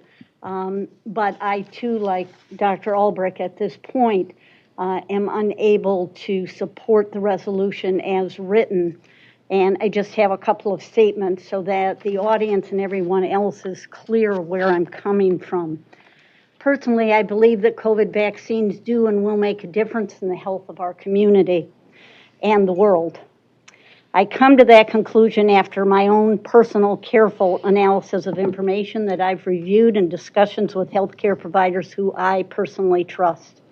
I appreciate the public service commercials and ads encouraging the public to consider vaccination. When consulted by others, I favor vaccination for anyone eligible. However, while I strongly believe the vaccines would get us to community immunity, I have come to realize that unfortunately, the COVID vaccines and the attempts to mandate them have now become the issue. We're with the forest and the trees. That, to me, is a tragedy at this point. So now what? What do we do? And I'm focused primarily on schools. I suggest encouraging the partnership that you mentioned in the resolution with school districts and county health departments to share fact sheets about vaccines to our school-age families, provide vaccination clinics at schools, for those parents or guardians who that is a safe place to go, a convenient place for them to go, to have their children vaccinated if they choose. It is a parent's responsibility, it is a parent's right as to whether their child should be vaccinated or not. I support schools using the test to stay process for children and youth exposed to COVID-19 so that if they test negative that morning, they're able to continue to go to school, because that's what we want, is we want them in school. I personally have seen that in action. It works very, very well. Personally, as you can see, I believe, based on the same reasons I've already shared, that masks do and will make a difference in our community also. I support the state board's resolution from August, which encouraged local school districts in consultation with their local county health departments to make the final decision related to masks. And I use this as an example. That process has given districts and counties the ability to monitor and adjust their reactions to COVID exposures in their own communities. Just this past week, a county in this state who had been mask optional went to mask mandate at least through the end of January because the numbers are so high. We're a local control state. That's one of those yin and yangs. It's great, and then some days it isn't so great. Our school districts since March 16, 2020 are under an immense amount of pressure as they, along with their locally elected boards, make decisions in the best interest of all of their communities. They're dealing with student learning loss, staff shortages, health and safety concerns, and they're doing their best to meet the needs of all of their students. I think that presentation this morning, supply chain issues, trying to get kids fed. This is public education, an institution that I personally believe is the great equalizer. And our purpose around this table is to support these districts. We need to advocate for them. We need to encourage them, provide best practices for them, and guidance when necessary. I can't support mandates right now regarding vaccines and masks, but I do support our assistance in helping them put together partnerships to continue to provide that leadership by stressing to parents, to staff, and to their community who sometimes influence parents and children the importance of vaccines, the importance of masks, and, as you indicated, Dr. Pugh, the importance of staying home when you're sick. Especially teachers sometimes push the envelope on that, whether they've been able to be tested or not, because I think we're all running into the testing issue. So, thank you. Okay, so we've heard from quite a few. We're back to President Albridge. President Albridge, how many amendments do you have? Well, I have 3 essential changes to the be it resolved, and it's really up to Pam if she would be open to these. I don't know if I can make some comments to the 2. Is that appropriate? It is, but I mean, we run the risk of losing board members. Just a note on that. Okay. Yeah. One of the things that I did want to do is to thank Chairwoman Lipton for both of the resolutions, because she helped and we pretty much co-wrote those. So I thank her for that. And I just want to say that I want to apologize to teachers. I want to eventually apologize to parents. But I want to start with teachers, because as I watch in particular, national news, and I'm hearing teachers and educators be the blame for schools being closed. That does something to me.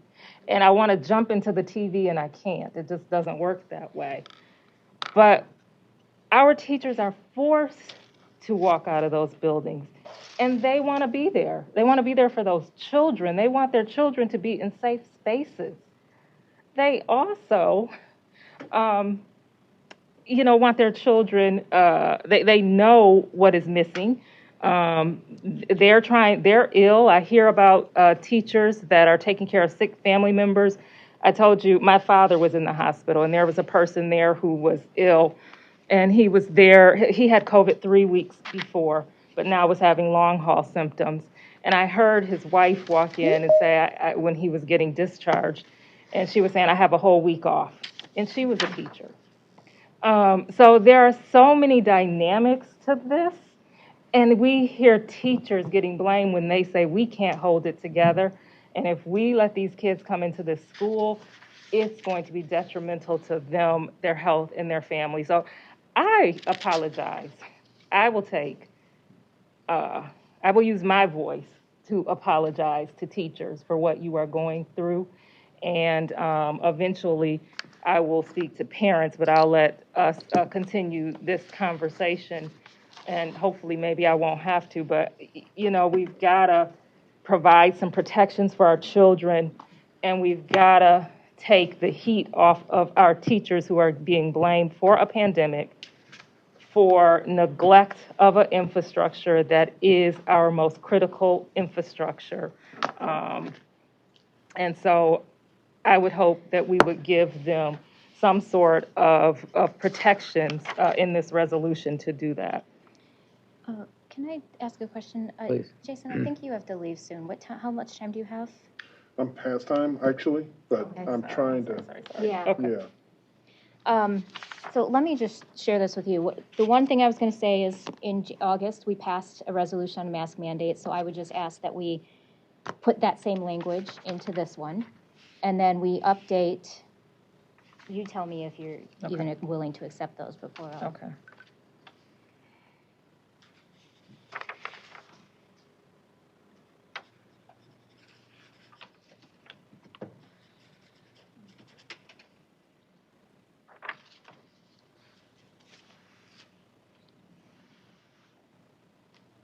Okay, so this takes out masking all, wait, where is It it? takes out the requirements.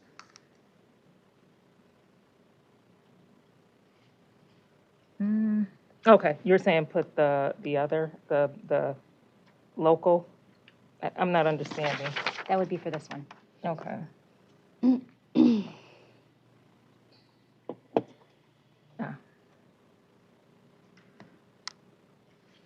Yeah, I mean, I have a problem with us, and I'm one who has touted local control when we're talking about education systems. But what happens in Africa impacts me. What's happening in Lansing, Michigan, in Saginaw, Michigan. What happens in Flint or Macomb impacts me right here, all the way in Saginaw. So local control for a global pandemic that's not subsiding but continues to hospitalize children. Children have died. It continues to be the top 10 cause of death. And orphans children, which to me has just as great, maybe a greater impact, according to research I've seen, has led to decreased years of life. So diabetes, that's another one. And when we talk about African American children and indigenous children and Latino children, those numbers are even worse. And what goes on again in another community, we can have a child that lives in Flint. They might go to school in Genesee County, but don't go to Flint Community School. So if they have a mask mandate, somebody else doesn't. I could go on and on and on, but I know we're pressed for time, and I don't think I'm going to influence anyone here. So this is where I just apologize to parents, and I will say that I will continue to fight for the children. I will continue to fight for children and for the parents who are concerned about being here and healthy for their children. And let the chips fall where they may. And, you know, at the end of the day, we have to answer to the decisions that we make. So. Thank you, Dr. Pugh. Marilyn, a roll call vote, please. Lipton. Yes. McMillan. No. Pritchett. No. Pugh. Absolutely, yes. Snyder. No. Strayhorn. Yes. Tilly. Absent. Albrecht. No. 3, 4, 1. Fails. Okay, thank you very much.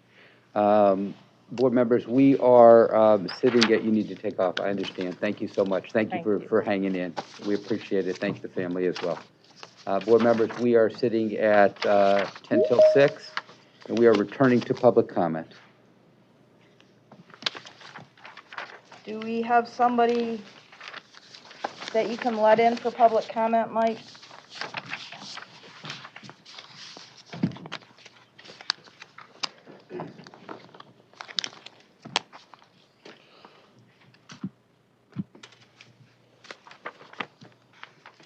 Is there a caller?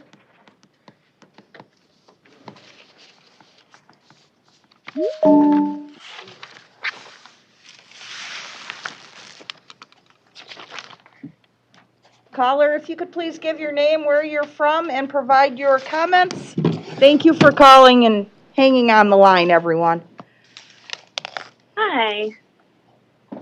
My name is Kathleen Lucas. I'm a parent in Zeeland, Michigan. I'm calling in today to implore you to vote yes on today's resolution to strongly support universal masking in all schools, as well as all other critical layered mitigation strategies outlined in this proposal.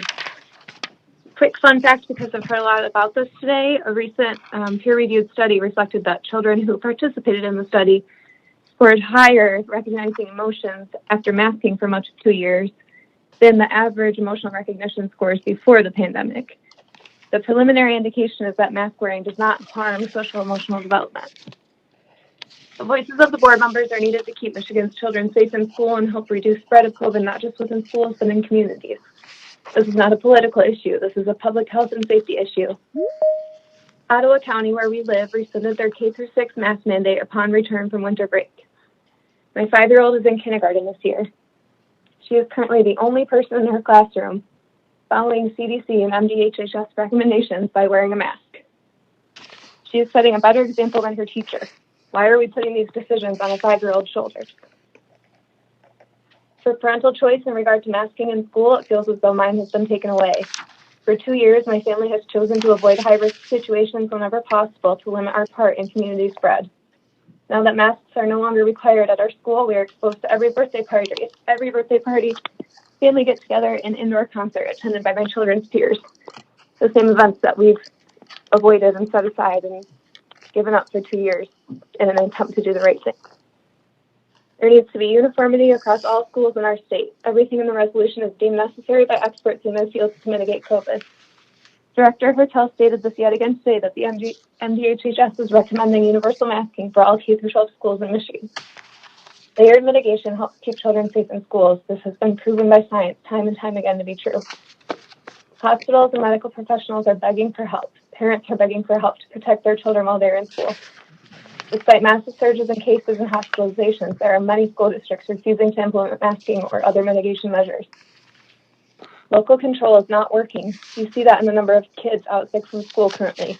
You see that with the number of staff out sick, which is quickly becoming unsustainable as there are already systemic staffing shortages. Who wants to come into a school to substitute teach? A school that has lacked COVID mitigation. We need your voices. Choices of children and parents, especially those at high medical risk, are being stolen from them time and time again. They are relegated to literally risking life to give their child any semblance of normality with an in-person education, and oftentimes they have no choice at all due to circumstances and are forced into putting their children into unsafe school environments. Thank you. Thank you. Next caller, please.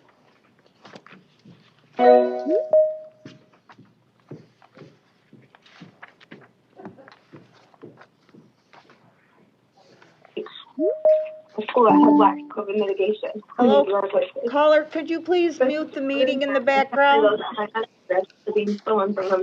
All right. And if you could please give us your name and where you're calling from and provide your comment. Okay, hang on 1 second.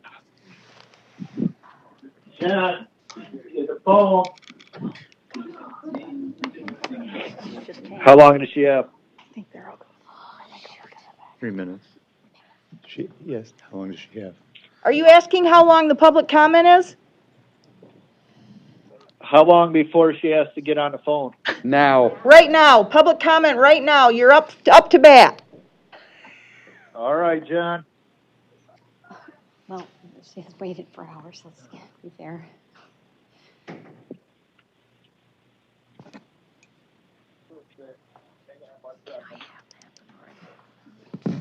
Of course, we've got other stuff too. Do you want something better than that? Yeah. Is the caller, is the person that's going to make the comment there? Oh, he hung up. Okay. Can you admit someone else, please, Mike? Thanks for your help today.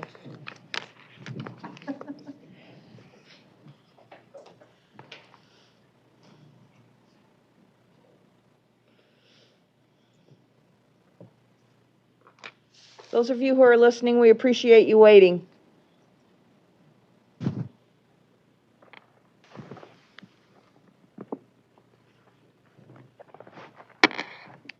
Okay.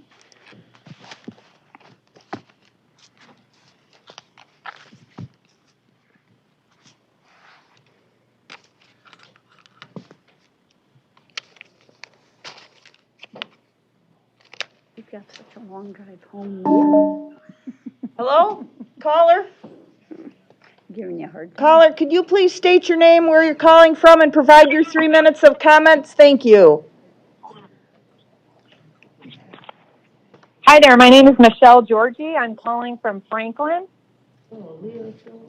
Michigan. Yes. My husband and I have 3 children, ages 8, 10, and 12. First and foremost, we strongly believe that forced medical procedures should not be a requirement for a child to receive a public education. We also feel that healthy children should not be subjected to forced vaccination, as the risk of severe infection is extremely low in children. There are documented risks and adverse reactions from the COVID-19 vaccine in children. Furthermore, the long-term safety of this vaccine remains unknown, and the harms and risks of new medicines are often not revealed until many years later. As parents, we need to seriously consider how this vaccine can impact our children, and only a parent can know what is best for their child. With regard to masking our children in school, it is our strong opinion that children need to see expressions on a person's face when they interact and clearly hear what someone is saying. Our children have been masked for nearly 2 years in a school setting, and through this time have been deprived of emotional expression from their teachers and other students. Not to mention, we feel it is unhealthy to be wearing a mask for 8 hours a day. The question we have is, why are we continuing to mask our children in schools if they are subject to quarantine even with the masks on? Ultimately, we feel the decision to mask a child at school should be left up to the parents. Thank you. Thank you.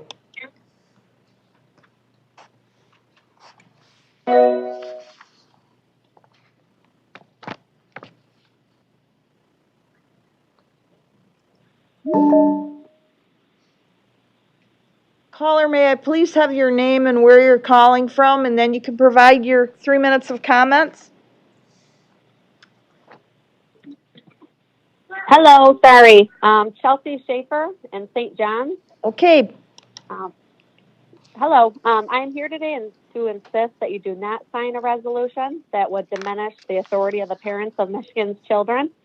As parents, it's our responsibility to decide if our children should or should not wear masks, get tested, or vaccinated. It is absolutely unacceptable for this authority to be stripped from parents. So again, please fully reject these solutions. Thank you. Thank you for calling. Next caller, please.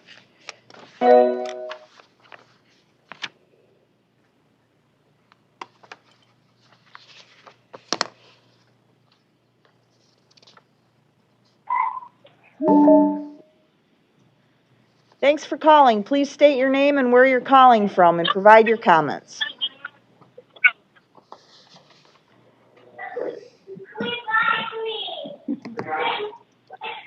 Caller, are you there? They've been on hold for so long. Caller, are you there?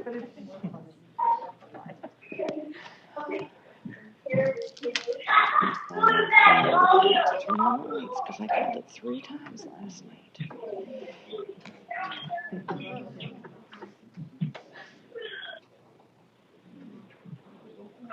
Please turn on the lights on the 4th floor Hannah Building, north side.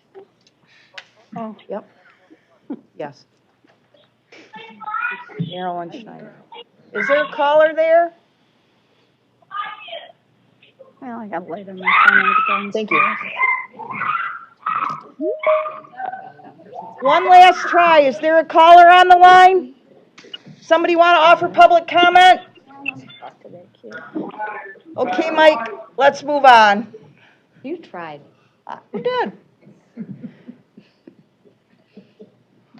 Mike, may I have another caller, please?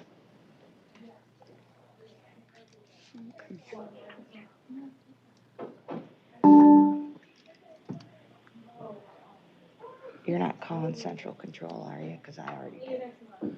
Hmm? Get the lights on. I don't know how to call central control. Well. Hello, are you there? I am here. Can I have your name and where you're calling from, please, and your 3 minutes of comments? Yes, hi, my name's Carrie Z. I'm from Franklin Village in Oakland County, Michigan. Okay, please comment. Hi, thank you. I'm a parent of children that are currently in elementary school, and I'm just upset because while I'm in the trenches trying to do my part in this pandemic, I'm trying my very best to do everything I can within the small power that I have to help. And I and thousands of other parents do support masking, testing, improved indoor ventilation, improved water quality, and anything to keep kids healthy. Watching so many people fall ill into the New Year's COVID surge, I personally also support a brief pivot to remote instruction for 2 weeks just to keep kids and staff healthy and out of the hospital. We've heard our local hospitals begging for help, and quite frankly, it's getting kind of scary. Their ability to treat patients of all types, including COVID, attacks, injuries, anything. I support negative COVID tests as a requirement to attend school in person. This surge is out of hand, and our state's hospitals, like I said, are begging for everyone to do their part. There are things the Michigan Board of Ed can do and can work with the MDHHS to curb the pandemic's effects on learning loss. Learning loss happens when you are sick or in the hospital for sure, if you make it home okay. I'm in alignment with thousands of working parents across our state and country that worry for their kids and want their kids healthy. They are tired of covering for everyone else being careless. They also may not be able to stop working this long during the day to participate in this board meeting. So I'm just hoping to voice my concerns and be there for people who may not be able to make this call. So thank you so much for your time. Thank you, and thank you for your patience. Thank you.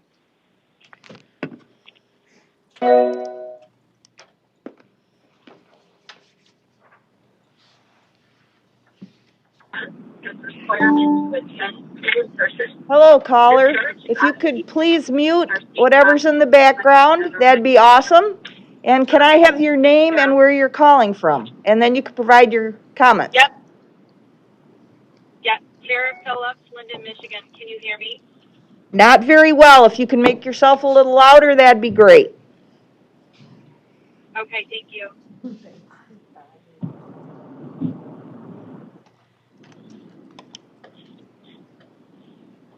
Are you there? Yep, can you hear me now? Yeah, go ahead. So far. Hey, I'm sorry, this is Tara Phillips.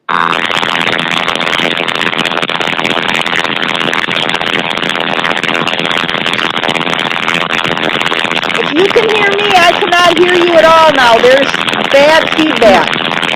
Virginia Tech or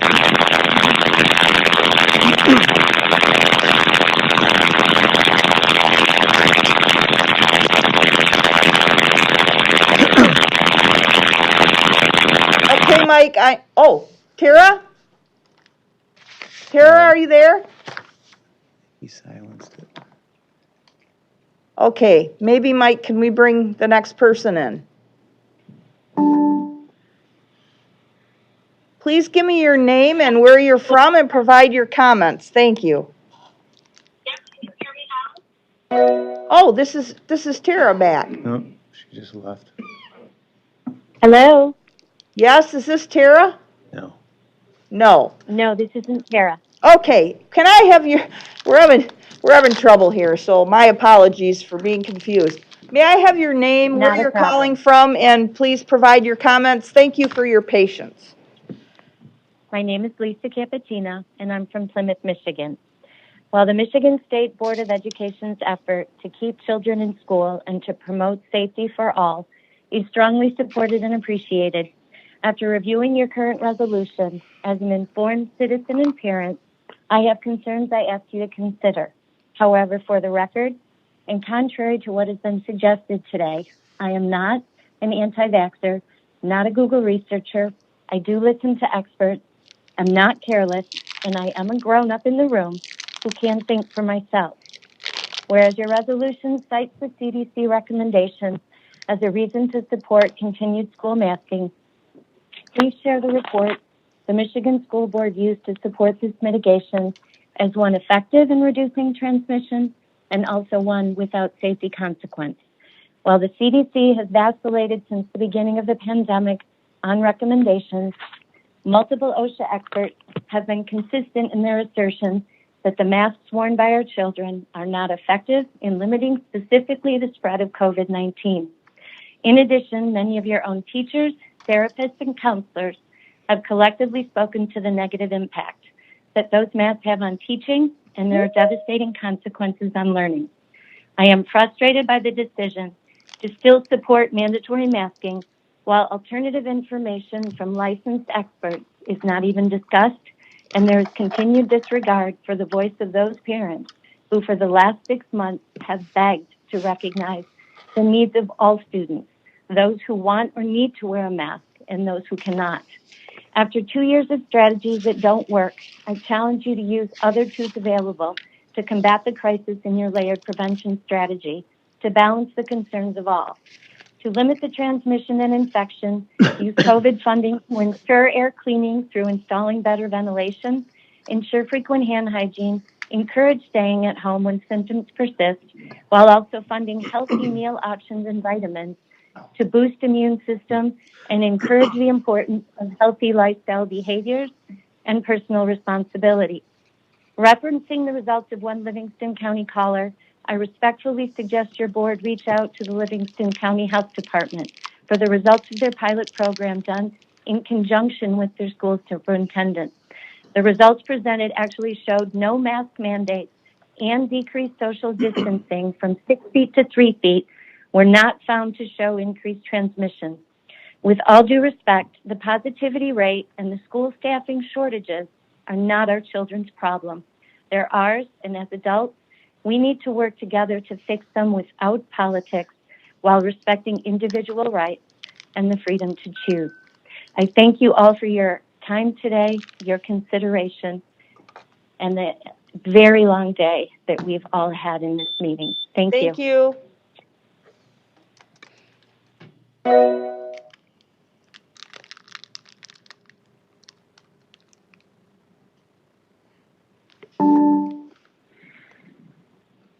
Caller, may I have your name and where you're from, and then please provide your comments? Hi. Hi, my name is Tessa Jansma. Oh, sorry. I live in Wyoming, but I have 2 children in Granville schools now, and one to start this fall. From the beginning of all of this, I have had a deep intuitive feeling something was way off. I knew this vaccine mandate would come at the table at some point, but to have it come when the SCOTUS is still deliberating Biden's mandate is concerning. Let me first say, vaccinated people can and will still spread and get this disease. We are creating a two-tiered society with absolute no logic behind it. Where has the common sense gone? I keep hearing this percentage of protection the vax have over the unvaxxed, yet everyone vaccinated I know has just gotten over COVID. Do any of you know the percentage of risk this experimental vaccine imposes on our children? Children have been the least affected when they do catch COVID. The fact this does not prevent transmission should be the end of this discussion. Why are you all even considering mandating a vaccine that only lessens symptoms to a group that symptoms are naturally low as it is? Even Dr. Fauci said on MSNBC that many of the children hospitalized are with COVID as opposed to being there because of COVID. Meaning, and these were Dr. Fauci's words, if a child goes in with a broken leg, they test everybody that comes in for COVID, and if the test comes back positive, they are counted as a COVID hospital stay instead of the broken leg. He admits they are overcounting these children. Requiring testing for healthy children is absurd and wrong. How many false positives are out there? If you think reinstating the mask mandate will help, are you going to allow cloth masks? I see at least 3 of you in the room have cloth masks on, even though you've been told by the CDC they do not work. I believe you would. They have become a security blanket and nothing more. Parent choice is essential here in Michigan. Keep it that way or be prepared for thousands of children to be pulled to avoid this potential death shot. If the vaccine works, then those afraid are more than welcome to get it. If it doesn't work, unless everyone gets it, then we have become a society so dumbed down that we are willing to put our children in harm's way for other people's uneducated insecurities. Give me liberty or give me death. Stand up now to this tyranny or be prepared for homeschooling to take over Michigan until all of you tyrants are voted out. Obviously not the ones, most of them in the room still, but watching this is just disgusting. And how split this room is. And just the absolute denial to see the facts. Omicron is less deadly than the flu. That is fact. And you are just denying it because you're pushing an agenda. And to the one that said that she liked the commercials, the ones brought by Pfizer, how much do you guys have in stock in Pfizer or Moderna? Like, what are you getting from this? You're blatantly ignoring facts. It's astounding to watch.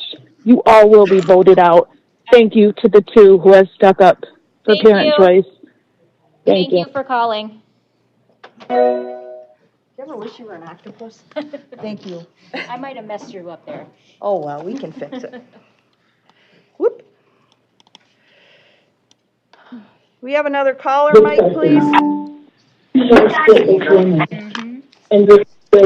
can you hear me?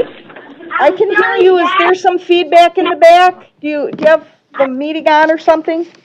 If you could turn that off. I just turned it off. Can you hear me? I can hear you great. Can you tell me your name, where you're from, and then provide your comments? Thank you. My name is Rachel Atwood, and I'm from Jenison, Michigan. I'm a precinct delegate, former social worker, and mother to 2 children, one of them being my 7-year-old special needs son with developmental delays, speech delays, and sensory issues. I'm concerned that my son will never learn to speak properly when all of his teachers are covering their faces. I removed both of my children from the public schools 2 years ago when I saw how our schools had no problem violating the Americans with Disabilities Act while enforcing overreaching measures. These masking measures cause developmental harm to young children like my son, and they don't work. I do applaud your desire to want to protect your teachers and students. However, you have 2 of the nation's top leading exposure scientists. I'm talking about Kristen Megan Kelly and Tammy Clark. They are industrial hygienists who don't work for the government and have been working around the country to help schools properly keep their children safe. And schools in our state have ignored them. I don't see a single one of them on any task forces for Michigan. Instead, we have healthcare workers, doctors, and public health professionals creating risk mitigation measures that are not subject matter experts on controlling viral exposure. That is for industrial hygienists to advise on. Listening to the wrong experts is like going to a gynecologist for a tooth cleaning. You are being advised by experts, but not the right ones. Engineering controls are the only mitigation effort able to lower exposure. No mask, source control, and no respiratory protection is going to stop the spread. No medical device or medical treatment is one size fits all. Masks or experimental gene therapy have risks, and for many, the risks posed by those things are actually far greater than that of COVID. My son, who cannot mask or be vaccinated, has been unable to receive appropriate education that doesn't violate his ADA-protected rights for almost 2 years now. My child should not be treated by his therapists or teachers like he's a walking biohazard. If teachers are truly scared of COVID, are they also choosing to never grocery shop? Do they not go on vacation? Do they never go to a movie theater, concert, church, or social gatherings where there isn't 100% masking or vaccination? Statistically speaking, it's more likely that they may die in a car accident. They're taking a greater risk with their life by driving to our schools than by being in them. Please contact Kristen Megan Kelly or Tammy Clark to talk about installing iWave air systems in the schools with your millions of dollars of COVID funding, and stop promoting measures that are ineffective and potentially harmful to those who are experiencing them. We will continue speaking up and advocating for our kids, and nothing is one size fits all in life other than the gospel of Jesus Christ. Thank you. Thank you for calling.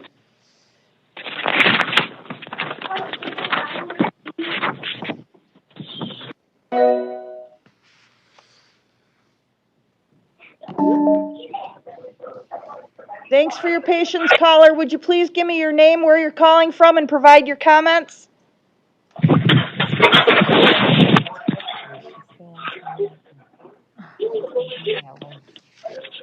Caller?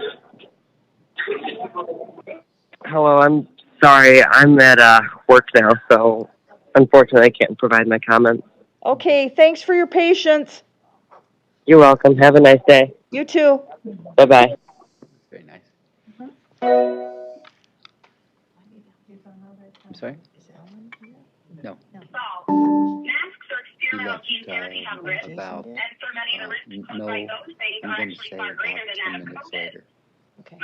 Caller, may I have your name and where you're calling from, and then provide your comments, please?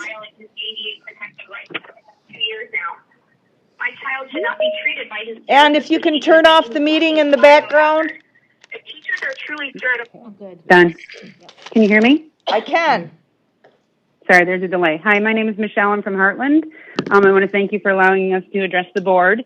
Several of the members have left, which is unfortunate, but I want to start by educating everyone that January is National Human Trafficking Month. Excuse me. Sadly, every year, more than 400,000 children disappear in the United States, which is equivalent to 750 grade schools, and we're hearing nothing about it. 400 children who are sold into sex trade and trafficked. 400,000 children per year are being raped and abused by mentally ill adults. The children are kidnapped, coerced, and preyed upon by evil perpetrators, and they're being sold into a life-destroying industry. That is the real pandemic, and I want to know why that is being ignored. I want to encourage all of you to bring to light the issue and educate the children in this state about how to stay safe from being trafficked. Clearly, this board, well, I should say -2, are not interested in our children's safety. They have an agenda. But getting back to the board's agenda, it's tough listening to those of you who are hell-bent on destroying Michigan schools with your ignorant and self-serving votes. 95% of the public comments that were cast prior to you voting were against what you voted to implement. I want to thank the board members who are using logic and are fighting for the rights of our children and opposing CRT, DEI, SEL, indoctrination, and COVID nonsense being forced on our education system, because you recognize this has nothing to do with our children's education, but rather the illogical political wishes of the left. Please stay the course, because the parents support you. We're right there with you. To those pushing damaging COVID protocols, supporting divisive racial agendas, and encouraging sexual identity politics, you are ignoring the constitutional rights of our children, and you are overstepping your bounds. It is you who continue to bring up little white kids and little black kids. It's not the parents. It's you who voted for CRT. That is not what Martin Luther King had in mind when he famously said, I have a dream that my 4 little children will one day live in a nation where they will not be judged by the color of their skin, but by the content of their character. Why is Martin Luther King being ignored in CRT? As for COVID, you are lying about the numbers, and you are perpetuating fear-mongering. Therefore, you are the problem. I have pulled my child from public schools because I'm very concerned about the trajectory of our local school districts, and it's clear that the Michigan board and local school boards are taking full advantage of COVID fights and are rushing in destructive policies that hinder our children's learning and social development, as well as ignoring our children's constitutional rights and those destructive and divisive policies that are contained in CRT, DEI, and SEL, and the manufactured 1619 project, which is Marxist propaganda. You won't need to worry about the number of teachers because you won't have students to teach. Our children have the right to quality education, and our children are not going to be used to propel leftist political agenda or give their body autonomy rights away because of adults who are ignorant to COVID truth. Please stop implementing policies and taking away our children's freedom of speech, Thank you freedom for of your thought. comments, ma'am. Thank you.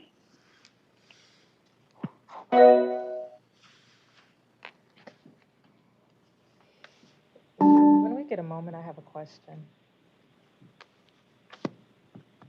We have a moment. I continue to get texts and emails from, let me see, it's coming up as PG, and they're asking if we've received their request, if they will be receiving a phone number, but if someone could respond to them maybe in email, because I think we said that we would be checking our emails. PG? Yeah, I'm gonna forward you their. Okay.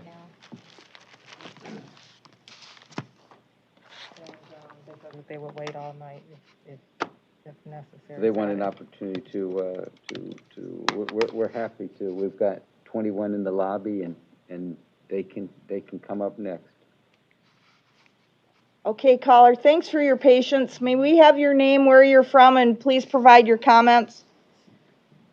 Yes, my name is Emily Kolonki-Pasternak, and I'm from Brighton, Michigan. I'm sharing the story of a friend, Julie Zalewski, also from Brighton Township. Our 7-year-old son, a second grader, contracted COVID at the end of September. Our son did wear a mask to school, but he was only one of 3 in his classrooms who did. We thought he had very mild symptoms and was a lucky one and was going to sail through COVID. He never even got a fever or a cough, but then on day 5, we suddenly heard him screaming, and he was shaking, saying his heart was beating so fast, and it was scaring him. It felt as if his heart was coming through his chest. His heart rate continued to race on and off for several weeks. We do not know the damage this may have caused his heart long term. We just pray that through follow-up care, we can monitor any long-term COVID effects. In addition, our 7-year-old son now has to drink meal replacement shakes because 3 weeks after contracting COVID, food began to smell awful and taste like chemicals. Our son cannot tolerate even bananas, which were his favorite snack. If you haven't heard of, I'm going to say this wrong, parosmia, please look it up. It affects children and adults who have had COVID, and it can make food taste or smell like garbage. Parosmia can take up to 3 years to resolve, and scientists and doctors are at the beginning of their understanding of long COVID, so we do not know all the side effects until studies have been completed. I share our story because our school district has gotten rid of quarantines and contact tracing and never required masks. Our county health department has had epidemiologists quit due to the political push of administrators and county commissioners. Commissioners even refuse money to help trace and test for COVID. Parents' concerns are ignored, and children are coming to school COVID positive because they can. Children are not being sent home if they are coughing in class. Livingston follows no CDC guidelines. If our child is a close contact, we are not advised in time to take precautions. We do not know what our son would go through if he again contracts COVID. His little heart has been through a lot, and he has lost weight due to the parosmia. Dying of COVID should not be the only marker schools consider. Masks need to be mandatory to help our children get safe and free of the long-term effects of COVID. It isn't like the flu, and it surely isn't just a cold. Side effects are real and unrelenting. Vaccines can only help so much, especially with low vax rates. We need the state to protect not only our children, but the community. School spread becomes community spread, likely to reach those who are immunocompromised and high risk. Please mandate masks before more children suffer. We need help. We need your help. Mask studies have proven their effectiveness. We need children in the classroom, but safely. Thank you very much. Thank you for calling. Next caller, please.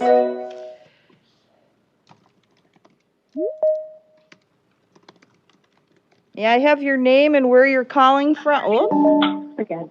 May I have your name and where you're calling from, please? Yes, my name is Angela Hall, and I'm calling from Iron Mountain, Michigan.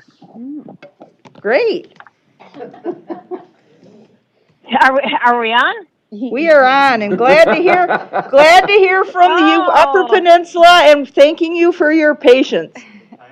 Yes, no problem. Well, I'm pleased to be on. My name is Dr. Angela Hall, and as I stated, I reside in Iron Mountain, Michigan. I'm a mother of four. Sorry, I just had to run to the phone.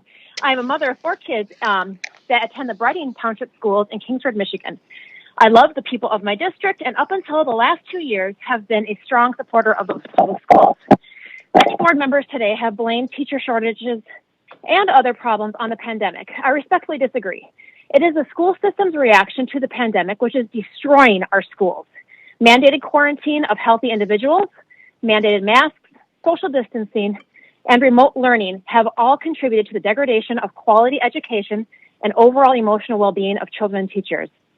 The majority of parents I know, and I have gotten to know a lot of them over the summer and up until now, are vehemently against mask mandates and vaccine mandates. How dare someone other than a guardian, parent, or healthcare provider choose to make my healthcare decisions for my children? This is not the duty of the school. This is the duty of the parent, guardian, and healthcare provider. Mark my words, there will be a mass exodus of students in the public school system if either mandate is put in place. A board member today noted, I believe it was Dr. Pugh, and I apologize if that's wrong, all credible healthcare professionals support masks. And I believe I quoted that pretty closely. I am, in fact, a credible healthcare professional. I am a University of Michigan trained general dentist. I am an expert not only in oral health care, but the proper use of PPE, including masks. I spent semesters of my life being trained on this very topic. If anyone thinks that school-age children are using masks appropriately and safely, they are completely disillusioned and should most certainly better educate themselves on the topic, especially if they are sitting on the Michigan Department Board of Education. Wear a mask, don't wear a mask, get a vaccine, don't get a vaccine. The choice should be up to the individual or parent. Thank you very much. I know this has been a long day for everybody. Thanks for calling. Next caller, please.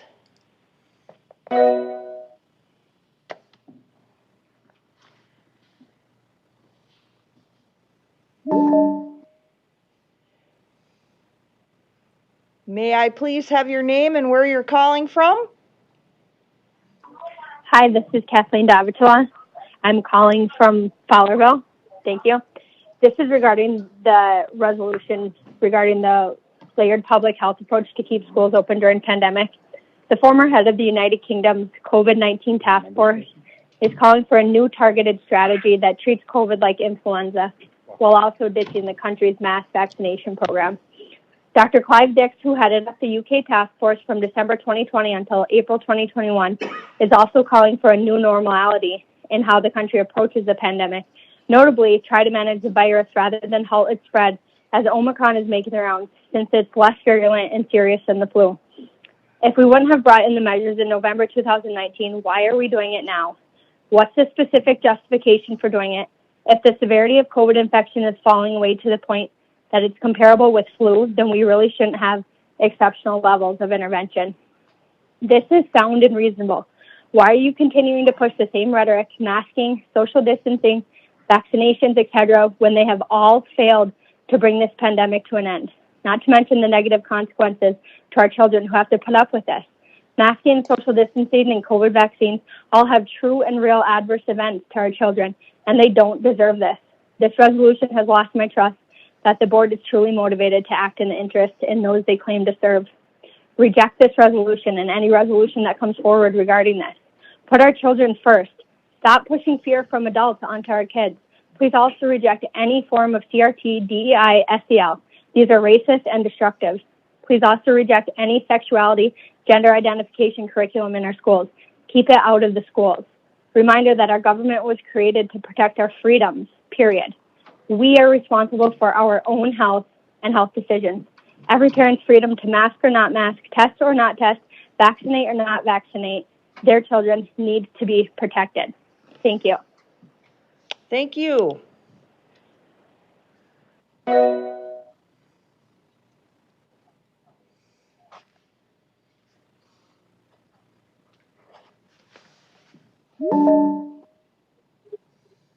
Hello, caller. Can you please let me know your name and where you're calling from? Yes, my name is Ethan Hodgson. I live in Hale, Michigan, current representative for the Constitution Party in the 5th District of Michigan and candidate for the Michigan Board of Education in 2022. I'd like to speak on the fact of the effect that these matters hold over our students as a whole. Regarding the attendance and the ability of children to make it to school, I think on the flip side of this coin, if we continue to enforce things like this, we're still going to find the same situation, except for different reasons. Parents aren't going to want these injections and these masks to be forced upon their children, so they're going to keep their children home. And this is affecting us, like comments previous have been stated today. This is affecting our children on a very wide scale when it comes to their mental health, when it comes to their well-being, their socialization skills. Everything is being taken from our children right now. And not only do I not think that we should encourage these things, at the same time that health advisory is not a job prescribed to the Board of Education in the first place. And to the many commenters today, I would like to make that a very big point. This board does not have the power to mandate anything in our school systems. The majority of what goes on in our school systems is put to the locality for a reason, and I believe that these matters need to stay there, especially when we're getting more numbers of people dying from these vaccinations and having heart complications ages 18 to 40 than we are seeing of the actual virus itself. The continuance of these things promotes nothing more than isolation and loneliness in our children. Not to mention that this should be a area by area situation. That's why it's handled on the local level. If you live in a hot zone, then yeah, you should probably take a little bit more precautions. But we also need to learn to live with this. This is a coronavirus. This is similar to the flu and the common cold, something that is never going to go away. This battle will never be, quote unquote, won in any sense of the word. So that I don't think there's any better time than now to start learning how to deal with this. And that's what we need to focus on going into the future, is how are we going to deal with this and give our children now and forevermore the opportunity to have normalcy. And that's what we want. We want the well-being for all of the children. I know that that's what we all want in these situations. And I know there's members of the board that would like to see statewide masking and possibly vaccines for that matter as well. And I don't think that these are the answers. I think that the answers lie in, like I said previously, starting now to learn how to cope and deal with these things that are going to come back every year, that are going to come back every season, just like any other virus is going to. We must start now in learning how to cope with these things and live our lives as normal as possible with these things.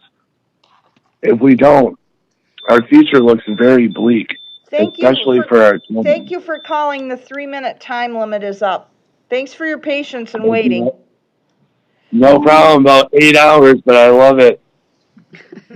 Well, we're glad you love it.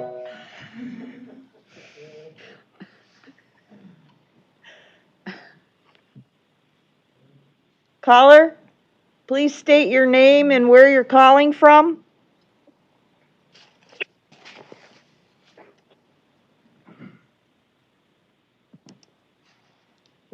Name and where you're calling from, please.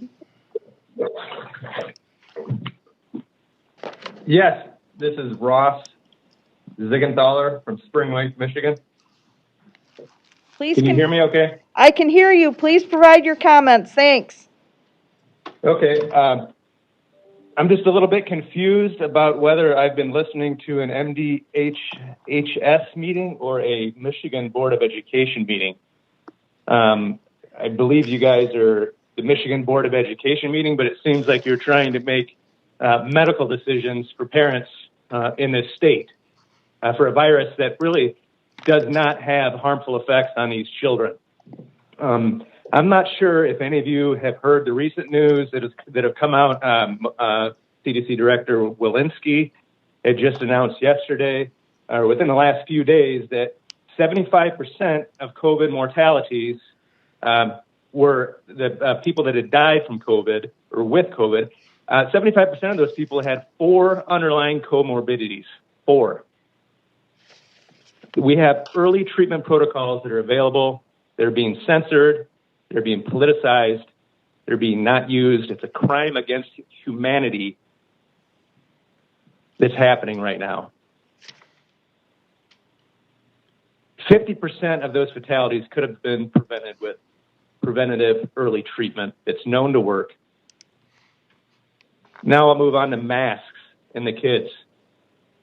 Masks have shown that they do not slow the spread. We have higher COVID numbers this year and hospitalization this year and in December of last year than we did the previous year before vaccines were even available. Most of the studies that you'll find supporting mask mandates, particularly from the CDC, all typically have 1 to 7 items in the end of the CDC studies, if anybody would actually read them, that say that these studies have limitations, that these studies are ecological and shouldn't be used for health mandates. We seem to forget that part. For the person on the board that said they believe in science, I think you've got science and religion confused. Science is meant to be questioned, always. That's what science is. Why are we silencing any opposing scientific view from virologists, from vaccinologists that are warning about mandating this vaccine that is non-sterilizing, which allows spread to continue for an RNA virus that has a plethora of zoonotic reservoirs, meaning that virus can jump to animals and then back to humans, then back to animals and mutate.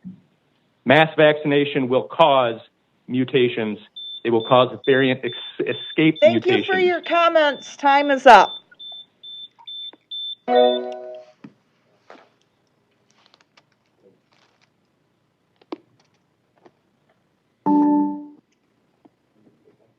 Hi, caller. If you could please provide your name and where you're calling from. Hi, my name is Vanessa. I'm calling from Macomb County. Please continue.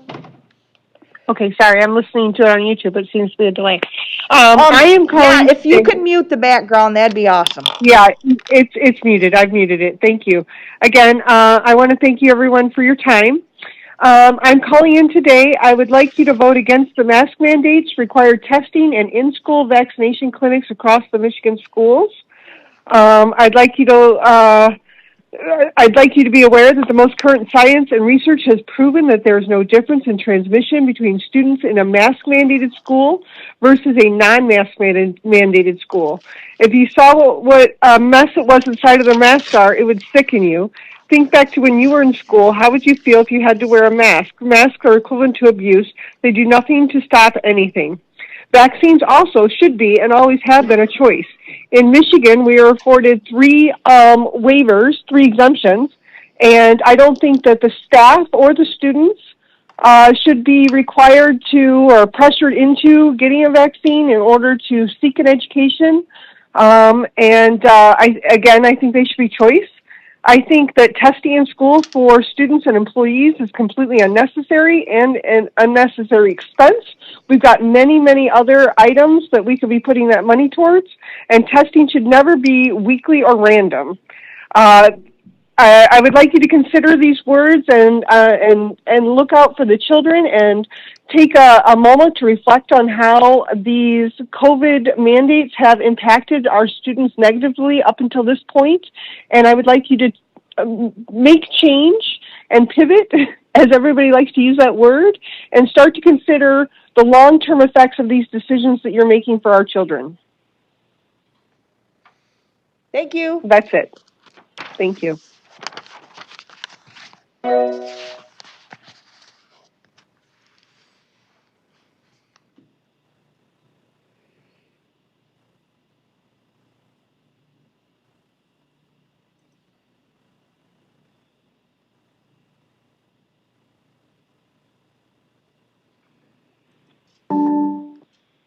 May I have your name and where you're calling from, please, and then provide your comments?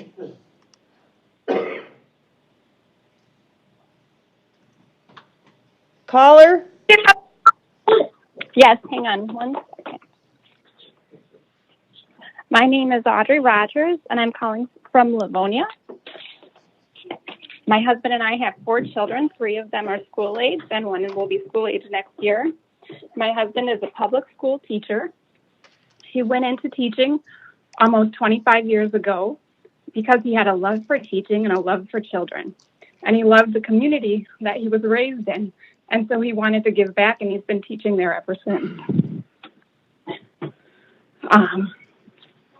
However, in the last 5 years, he's been counting down the days to retirement. Teaching is not what it used to be. He comes home disappointed that he can't connect with the kids like he used to. He comes home disappointed that days are filled with teaching for the test and filled with the testing. He comes home disappointed that he has to fill out so many sheets of paper that have nothing to do with educating the children.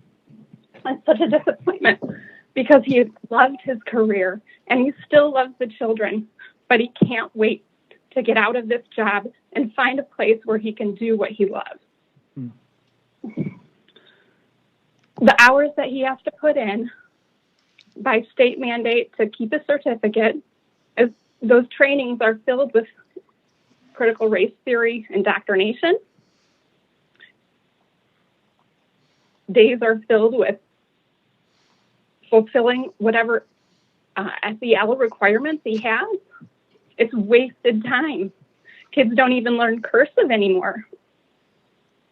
They don't even learn the basics. Math is now confusing instead of making sense. Our curriculum is everyday math, and the parents can't even do it because the curriculum is so confusing. Basic math, it's not that hard, but all of a sudden we have a curriculum that has made it hard.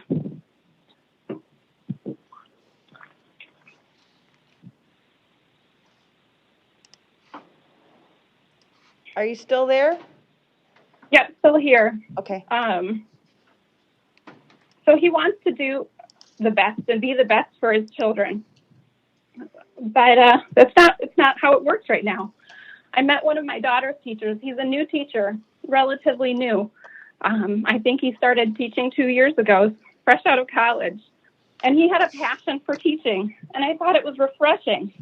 Until the other day, my daughter brought home an assignment that he had assigned, and he had the kids look up information. He had them look up articles on COVID and on the COVID vaccine. And he told them to check if the articles were correct, and to check them, go to a fact-checking site like Snopes. Ma'am, I could hardly believe it. I'm sorry, your time is up. Thank you for calling. All right, thank you. I'm opposed to all of the mandates that take rights away from parents. Thanks for calling. Bye-bye.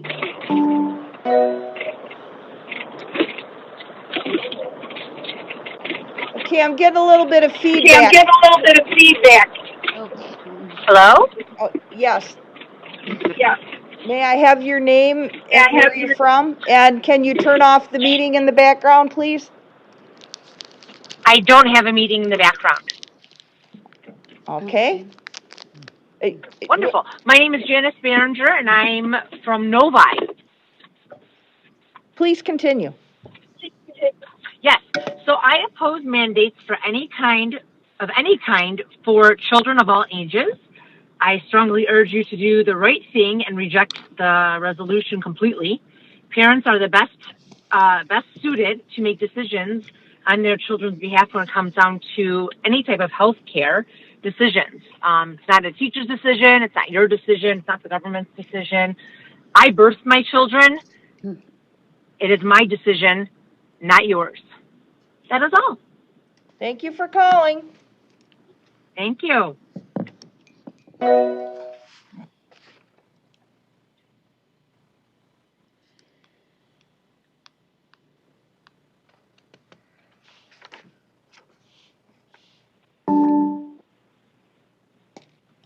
If you please give me your name and where you're calling from, and then provide your comments. Hello, this is Diana Magiera from Troy, Michigan. Please. I just want to say that. Okay, I just want to say thank you for staying up this late, and I am against all the resolutions of the radical Marxist ideologies of SEL, CRT, DEI, inclusion, equity, and the unethical enforcement of universal masking, especially on our children, and any mandates on anyone that violates their medical freedom. Me and my family risked everything to come here in America. We sold everything, came with nothing to better our lives. I spent most of my childhood poor. I lived in my uncle's basement for years as my parents attained better jobs, learned better English. We were documented immigrants. It took me and my family 17 years to become citizens to this great country. I have no regrets for the wait. What is happening today in America is a disgrace, a crumbling of our country to higher crimes due to undocumented persons being allowed in, for the infiltration of criminals committing crimes, getting away with murder. What you uphold in the law is the cause and ripple effect of this. Equity and inclusion is a prime example of the thought that all are equal and should be treated equally, yet criminals should be treated as such. We cannot stand with these harmful, unlawful, political ideologies that go against all ethics, morals, and standards that do not keep our country, our schools, or our children safe. I stand for immigrants rightfully here. I stand for justice for all who deserve it. I stand for liberty because what is free in life is never free. It was fought for. And liberty demands loyalty, truth, and the brave. Liberty will be lost once given up. And I'm fighting to save this beautiful country. You should be listening to people who actually live in a different system than you. But you are ignoring us. You are hurting the future of this country itself and its foundations. I was born in communist Romania. Coming to this country was a true blessing, but seeing what you are trying to turn it into is a dishonor to all Americans living here, especially our soldiers and veterans. Tom and Nikki, thank you for standing up for our country and for our children. For the rest of you there, know that you have overstepped your boundaries and abused your powers. All the decisions you pass are not based on the majority of people, nor have you gotten the vote from the people on the decisions you make. This is exactly what communism is. Romania defeated communism by the masses and the majority won. Know that you cannot defeat the majority no matter the corruption you push. People had enough. Leave our kids alone. Take your politics off their faces and out their minds. Our kids deserve to learn academically, not radically. Our schools are not educational institutions. They are not judicial institutions. They are educational institutions. My children are not martyrs for racism. They are students. Ethics over equity, please. Thank you for Inclusion calling in. is exclusion. Get God back in our... Thank you.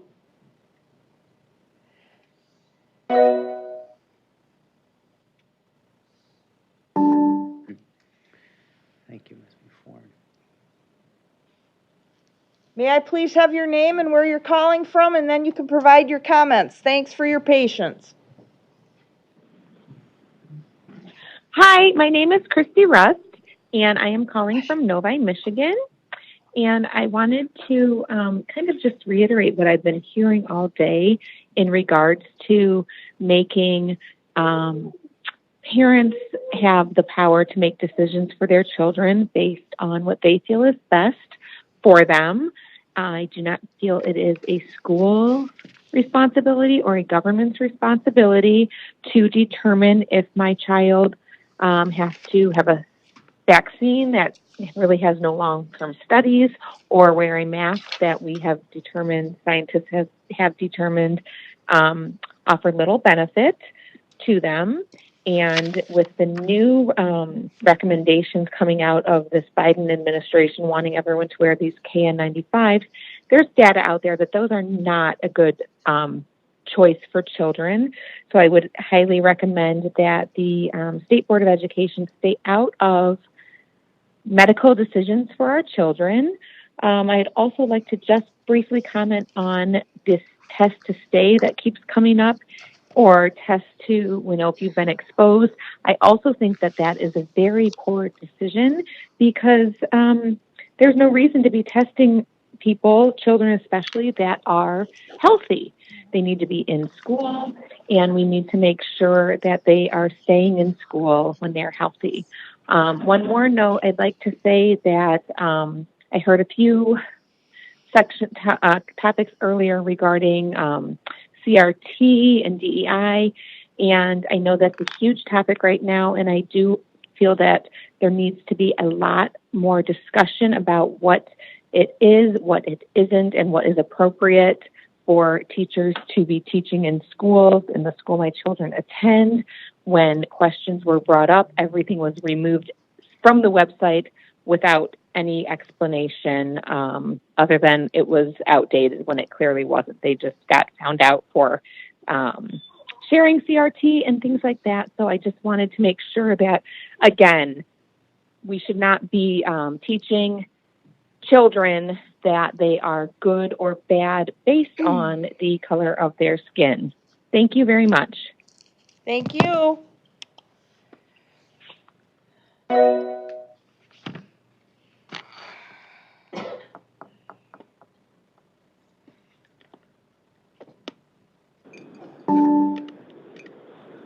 Thanks for calling. May I please have your name, where you're calling from, and you can provide your comments.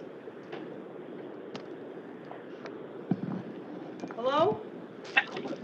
Hello? Yes. May I please have your name and where you're calling from, and then you can provide your comments. Thanks. Yes, hi, my name is Natalie Asamani. I'm from Highland, Michigan. I'm calling because I am an educator. I'm also a mother. I have been in the field of teaching now for about 5 years. Prior, I was in marketing. I pursued this field not for the pay. I did it because of the passion and love I have for children and for the love of art. I haven't been able to teach the way I would like to for the past 2 years since the pandemic. And I just want to know why. Why is it that we are allowing all of this stuff to override what is important here? The love and care for children and providing them a valuable education. I've come over so many obstacles as a teacher. I've been rear-ended by a text driver. I had multi-level disc replacement. I was diagnosed with a rare disease. I had vocal cord paralysis, and yet I still wore a mask, and I did everything I was supposed to do. And now I'm being forced to be mandated to get a vaccine. And so are my children are going to be considered for this too? Why? We don't even have the scientific facts to back anything up. But I guarantee if you follow the money, which $1,000 a second is what these vaccine companies are making. And they're profiting off of what? I just don't understand why we continuously allow for these things to take away our freedoms and our liberties, and now on our children's education. Please, I'm begging you, don't just hear me, listen to me. I'm telling you that these people are not calling in because they're angry or mad or want revenge. They're doing it because they genuinely care for their families and the well-being of this country. What have we become?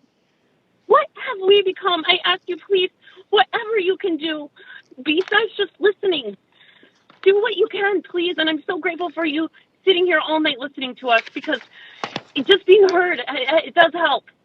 But we need more than that. We need action. So please, do not do this to our children. Do not do this to us. Okay? I'm ready to find an alternate route for my children and I don't want to do that. I love my job. I'm crying every night. I don't want to have to lose my job over something I find so important because I'm at risk. I have a rare disease and I find it at risk. This should be a personal decision. This shouldn't be something based on a government mandate. There's not a one-size-fits-all, which you've heard repeatedly. Everybody has their own decision-making on this, and it's not fair to the American people. It's definitely not fair to our kids. And gosh, how traumatic would it be if they had to get a needle poked in them at school? It's already terrible that they get panic attacks just showing that they are missing a tooth and the fairy came, and they freak out because their masks are pulled down and they realize that they have to keep it on. We can't keep doing this. Please. Thank you so much for taking all this time today, and that's all I have to say. God bless. Thank you. Thank you. These companies are making, and they're profiting off of what? I just don't understand why. If you can please mute the meeting in the background. Hello. Hi, may I have your name and where you're calling from, please? My name is Amy Jenkins. I am calling from Tawas City. I'm calling to my public comment. Yes, please. Okay. I'm calling because my district that I am in the last 3 weeks, we've had a total of 5 positives of COVID. 3 weeks. We have no mask mandate. We run our school district with common sense. Our kids are in school. Our testing is doing well. Our attendance is up. Our enrollment is up.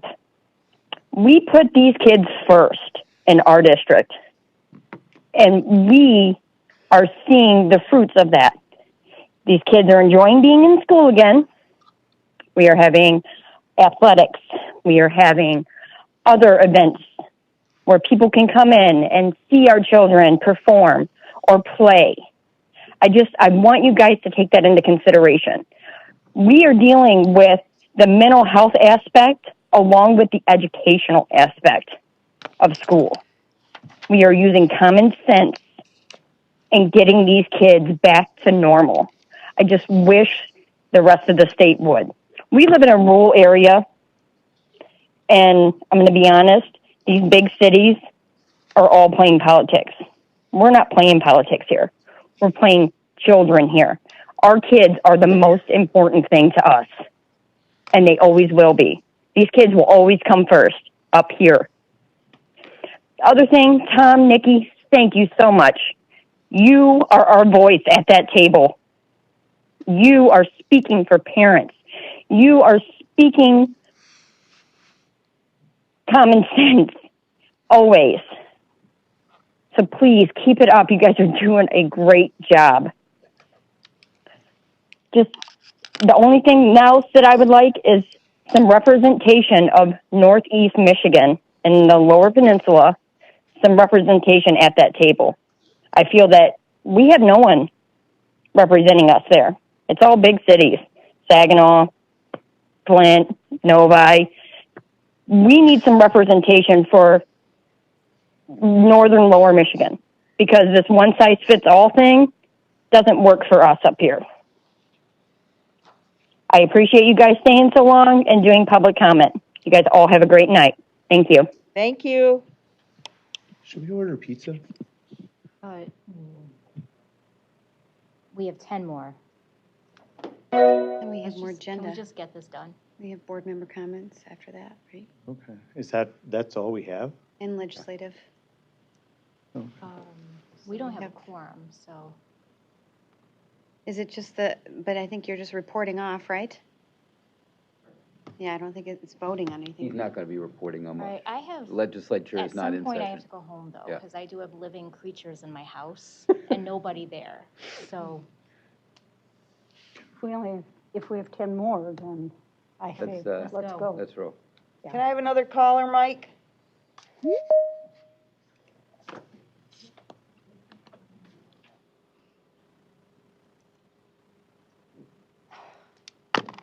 back up to 11. Hi, caller. Please state your name and where you're from. Good evening. My name is Celeste. I cannot hear you, caller. You can't hear me? Can you hear me now? Not very well. Hold on. Now I can hear you. Hear me now? Now I can hear you. You hear me now? Yes. Okay, awesome. My name is Celeste, and I am calling from Detroit, Michigan. Please continue. All right. Thank you very much to the board for allowing public comment from the constituency here in Michigan regarding these resolutions, regarding these issues.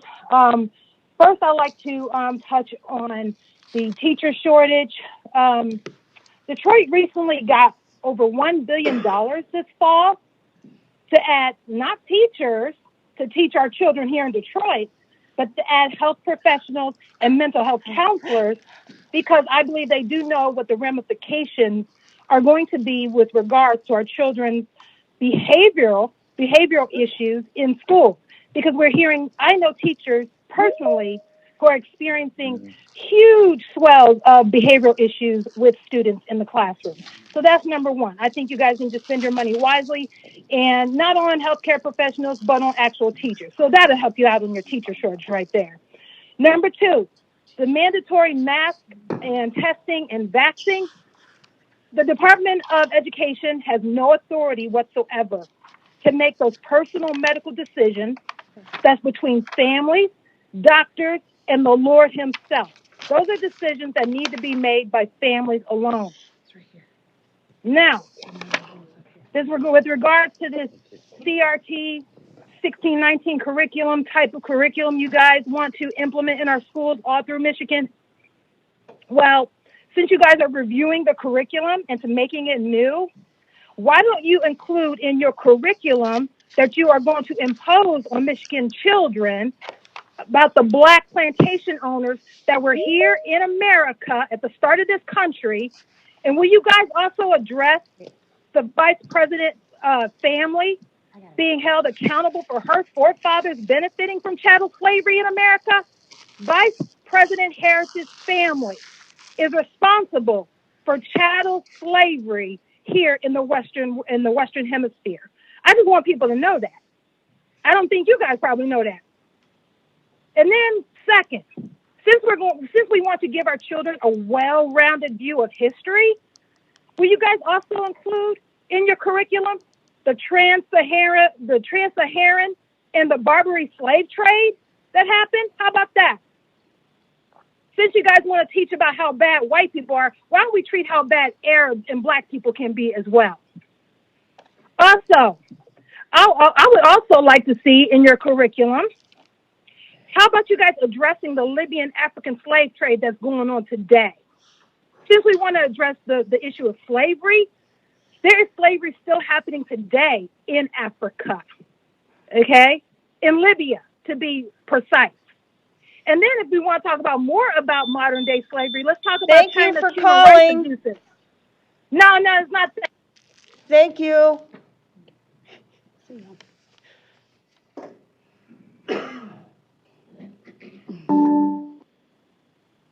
Hello, caller. If you could please state your name and where you're calling from.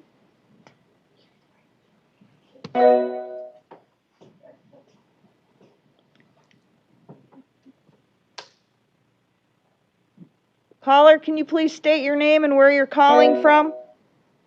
They're leaving.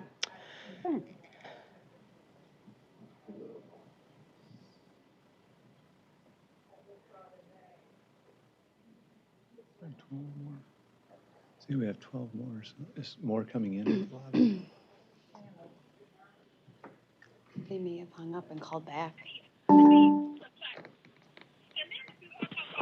Hello, caller. Can you please share your name and where you're calling from? I'm Sheila, and I'm in Macomb County. So, let's see.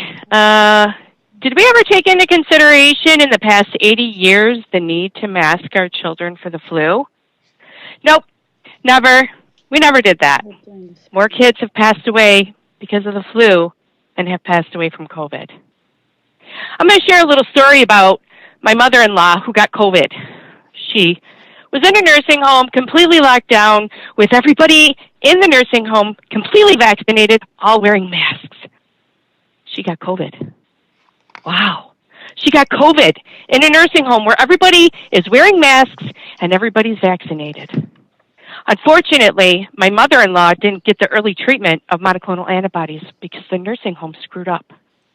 And she's dead now because of it. It's not because she didn't get vaccinated. It's because of the spread that happens because of vaccinated people and people that wear masks. It doesn't stop anything from happening, okay? We need to learn that. Even doctors understand that. Stop trying to push a jab, a jab and a mask mandate that don't work. If they worked, my mother-in-law would be alive right now. And if you're sitting here trying to mandate a K95 respirator onto a child, first off, they need to have a fit test done. You're going to pay for that? And secondly, they need to be trained on how to don on and don off these masks. Respirators. Do you plan to have that training? Also, we're going to have to start contacting OSHA because all of the violations that will happen from these kids, well, OSHA's going to have to come and check all those out. So, you ready to accommodate all those things? No, you're not. For the people who are saying that they are trying to protect the kids, no one is nominating or electing you to protect any of their children. The virus the parents are the only people that will be protecting their kids from this virus. You were not there when they were born. You do not know their stories, so nobody has nominated you to be the hero of the world. How about we mandate a chemical to be put into your body that you don't want, that you don't approve, and that has never been tested? How about we do that to you? And then you can come back and let us know how that works out for you. We don't have a pandemic of the unvaccinated. We have a pandemic here of the politics. The majority of teachers are telling you on the phone calls today, they're telling you exactly what's going on in the schools, and you're not listening to them. What is the problem? You guys are there to do a job. Do it. Thank you. Please. Your time is up.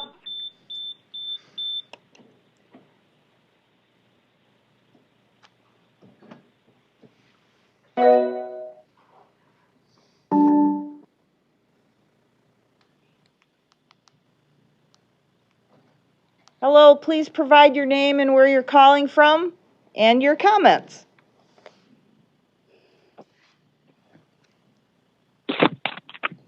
Hello. Hi, may I have your name and where you're calling from and your comments, please? Hi, my name is Lori, and I'm calling from Howell. I just wanted to call and say that I am against any and all health mandates for our children in schools. I don't think there's a place for mandates in school.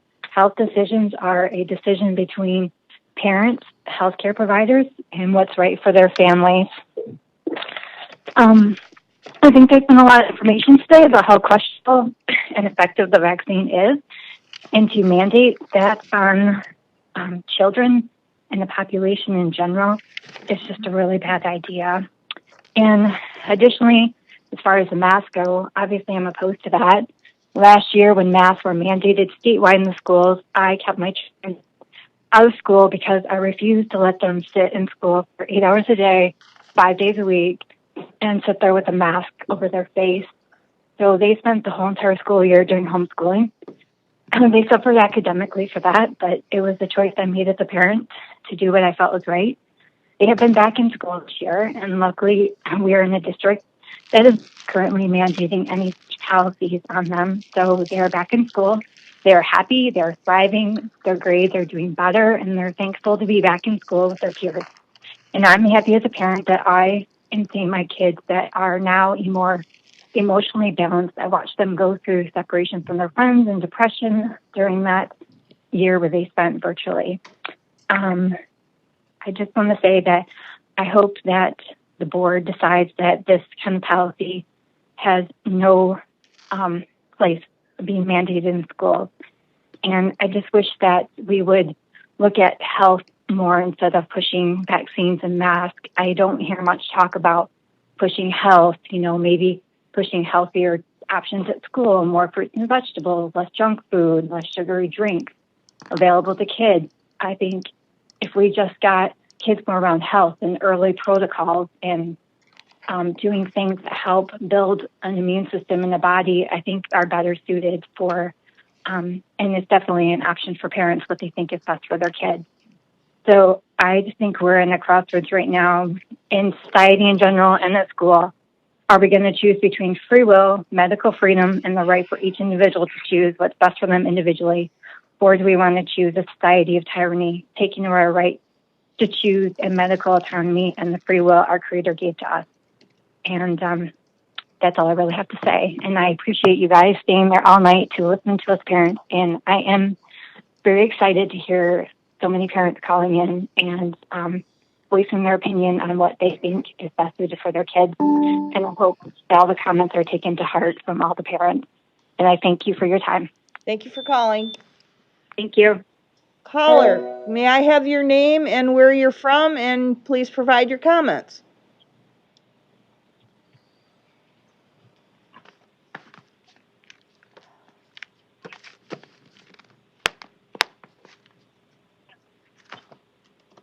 Is there a caller on the line?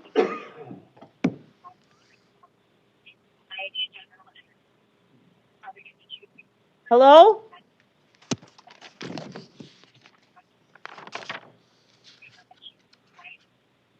I can't hear you.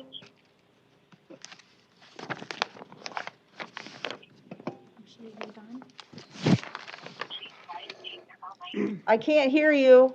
I'm sorry, we're going to have to move on. I can't hear you. She's leaving. He or she.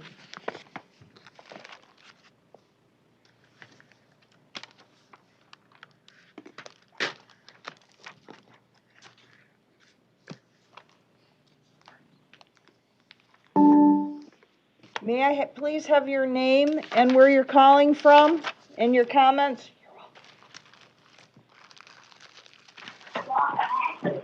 Yes, this is Tyler Davitoa from Fowlerville, Michigan. Please continue. I'm glad to see that the board did not approve the resolution regarding the layered approach to the pandemic response. I think comparing what the resolution has relative to Michigan's top 10 strategic education plan, it opposes the principles and goals of that plan. And particularly the goals of improving early literacy achievement, improving the health, safety, and wellness of all learners, increasing the percentage of all students who graduate from high school. I think the resolution is in direct conflict with these goals, especially when you view health and wellness through a holistic lens that includes social and emotional well-being, not just a positive virus test, which is an extremely crude and limited way of measuring health. So I think any policy that includes masking and promotes testing and exclusion is a direct hindrance to upholding the educational principles and achieving these goals. We need to walk the walk of what we are trying to teach our students. Schools are an institution of logic, reason, and critical thinking, and yet we seem to be letting fear supersede all of that, and we are on the brink of irreversibly damaging our children's education and childhood experiences. We need to return to leading our children and administering school education with reason and logic. I think that it's pretty much an undisputed fact that children have the least risk and the least to fear from COVID. And there are, as other people have mentioned, there's many more things that are deadly to children than COVID, and the majority of us go through our daily lives without really thinking about any of these risks. We've become comfortable with that low level of risk, and now this virus has come along that poses even less danger than all of those things, but for some reason we are much more concerned about it. I think we have been led to associate a disproportionately high risk level to COVID due to our emotional response to the constant media coverage and public attention, and the data does not support the level of fear that many people have for COVID with their kids. Death caused by COVID in children is extremely, extremely rare, and serious illness is also very rare. Most children do not get infected, and when they do, Thank it's you, generally sir. very mild or asymptomatic. Thank you, sir. Thank you.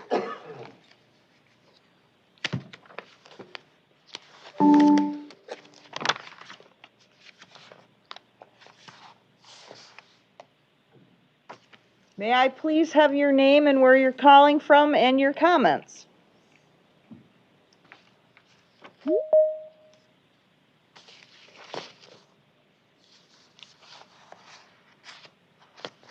Caller? Caller, may I please have your name and where you're calling from and your comments? Hi, my name is Kim Kosas. I'm calling from St. Clair Shores. Please provide your comments. Thanks for calling. Thank you. Unfortunately, the board already turned down the resolution regarding mandating mitigation measures. I think it's really unfortunate that they would put that to vote before hearing all of the public comments, but it is what it is.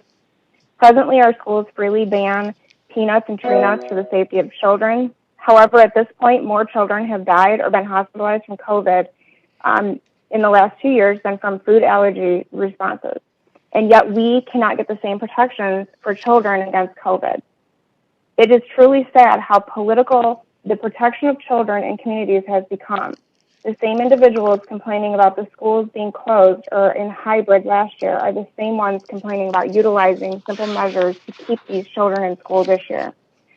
Essentially, they want their cake and to eat it too. The fact is, in order to protect our children, we have two options: use a layered mitigation method, or social distance via hybrid, or close completely. During the 2020-2021 school year, these were done. This year, we have tried to do things without using the layered mitigation, and it has failed in epic proportions. It is our children's right to a safe educational environment, and if other parents are afraid of a simple surgical mask, then they can make the choice to homeschool or send their children to private school. No, nobody nominated me to, quote, be the hero of the world, unquote, but I was nominated to protect my child. We have an astronomical positivity rate currently, and as one commenter mentioned, a surgical mask is not being put into one's body. Yes, we are all pretty much on the same page. Masks are annoying. Kids don't want to wear them. Kids don't want to wear pants or winter coats and hats, and yet we make them. An overwhelming number of parents opted to have their children do school virtually or homeschool them last year for the safety of their children. If parents have such an issue with mitigation procedures, then they should explore virtual or homeschool temporarily, the same as other parents have. My son is fully vaccinated, living in a household of others who are also fully vaccinated. However, his father is considered high risk, both due to his age, but also due to an autoimmune disorder. We opted for full virtual for the entire year last year. We opted for in-person this year since he was able to be vaccinated, but never in a million years did we anticipate the districts would essentially throw all mitigation measures out the window. So far, he has missed 12 days of school this year. 4 days because we made the decision to put family first, and as family, we isolated and tested prior to seeing his elderly grandparents. 1.5 days because of numerous threats circulating after the Oxford shooting. 1 day because our county positivity rate had gotten so high that our district finally mandated masks temporarily, and parents were losing their minds online, talking about having protests, Thank you for your having their children. comments. I'm sorry your time is up. Thank you. Thank you.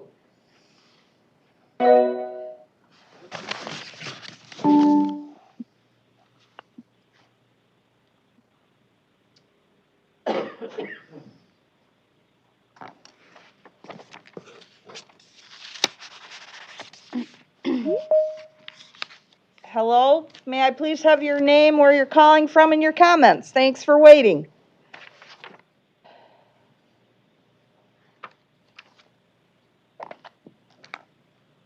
Hi, this is Ronnie Allen. Are you talking to me? I am Hello. talking to you. Hi, this is Ronald Allen from Allendale. I'm calling in to request that you vote against the mask mandates, vaccine mandates, and the policies to test to stay. Also, I request that you reject the resolution to oppose the legislation that would stop CRT, DEI, implicit race, and gender training in the schools. These divisive policies have no place in our schools. As far as the OSHA mandate, and especially the CMS mandate, which has nothing to do with education, please stay in your lane. It's interesting that when the heat turns up, there's a shift to another arm of tyranny. When Governor Whitmer's powers ran out, she empowered the state health department, which eventually shifted to the county health departments. Now local health departments are perhaps growing weary, and enough people just aren't ready to comply. So now it's time to flex the muscle of the State Board of Education. My other request is that you consider voting to terminate membership with the National School Board Association, as Minnesota just did. Thank you for your time. Thank you.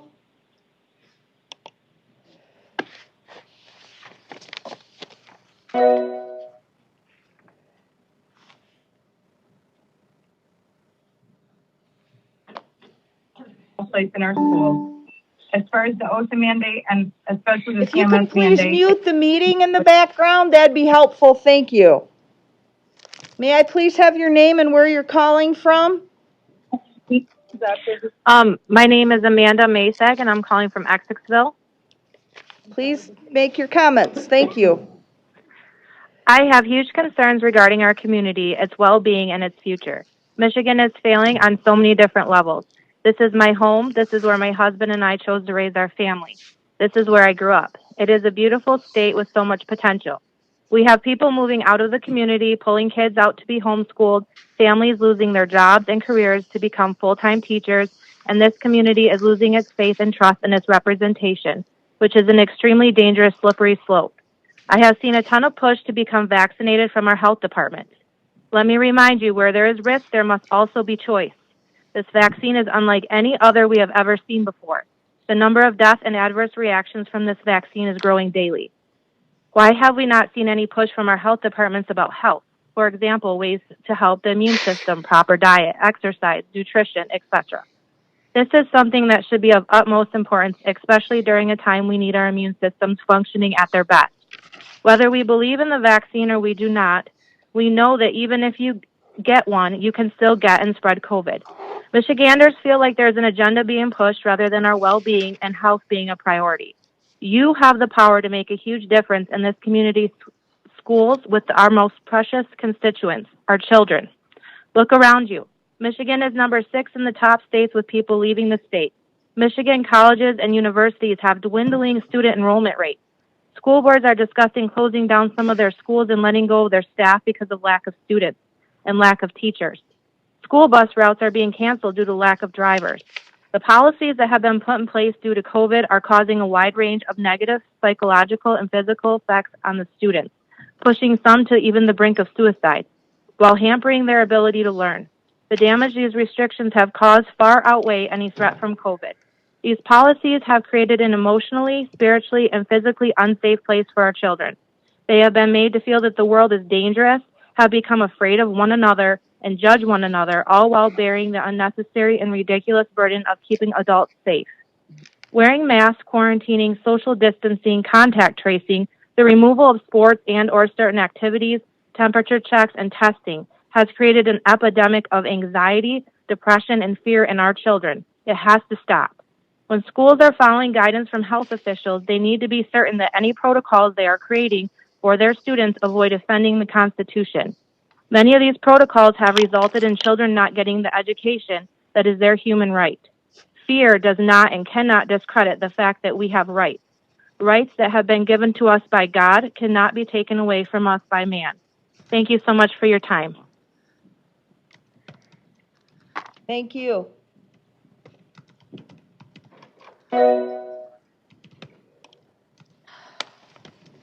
Next caller, please. One another, all while bearing the unnecessary. If you can please turn off the meeting in the background, and then give me your name, where you're calling from, and provide your comments. Thanks for your patience.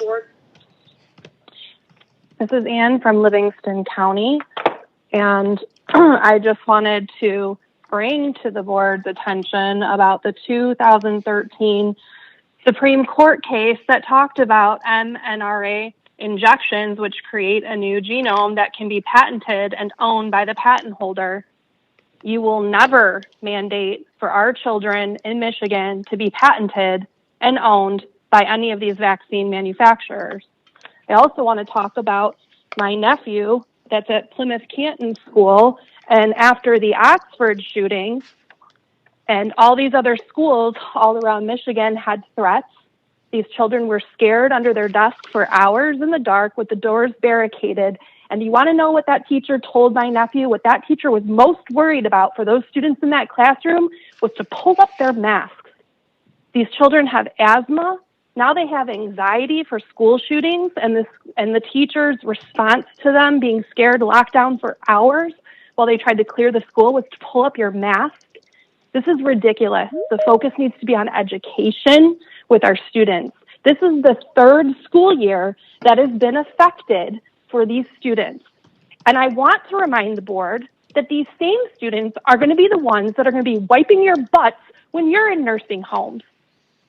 So you need to keep that in mind. Your focus needs to be on education. Get out of our healthcare. It is not your job. It is not your business. And please take care of these students. And if you hadn't heard, there was an incident in Brighton Middle School where a psychologist had her whole door decorated with flyers. And while it might look all nice, talking about inclusion and mental illness and things of that nature, on those flyers was a website called You Revolution. I highly suggest you look it up. This needs to be taken out of our schools. When we tried to bring it to the principal's attention, the email was blocked because it's basically pornographic. It's disgusting. It should not be in our schools. Stop and focus on their education. Focus on the basics for our students. That's it. Thank you. Next caller, please.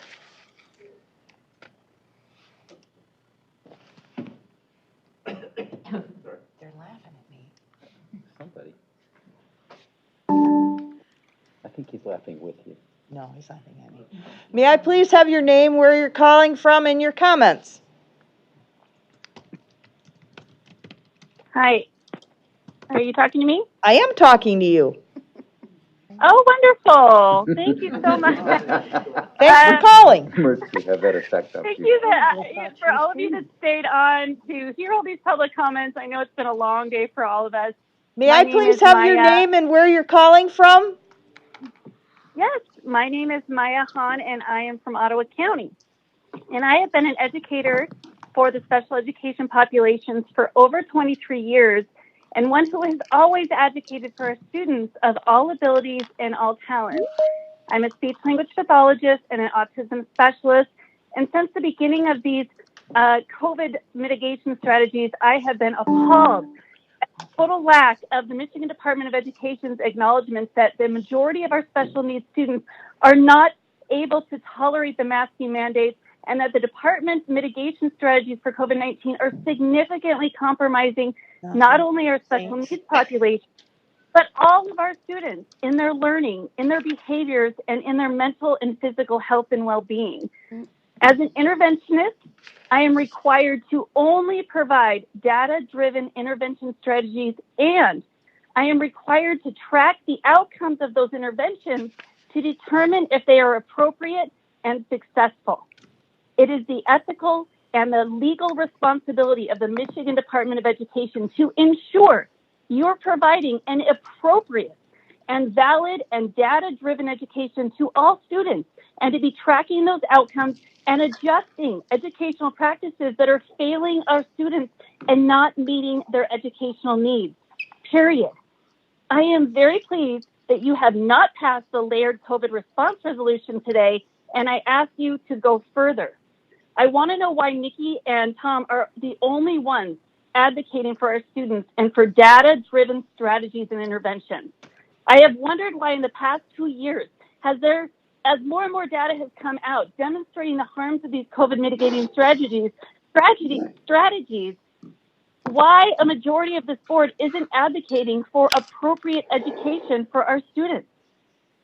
So I did some digging, and yesterday I figured out why, and I am so appalled and I'm so sickened to find out that the Michigan Department of Education and our Michigan school districts have contracted with the federal government to receive $3.35 billion from the ARP grant by promising to continue to mass mandate our kids to keep up on the testing and social distancing and the isolations, and most troubling, to promise to implement vaccine clinics in our schools to pressure and bully our Michigan students into taking a pharmaceutical that has zero long-term safety data.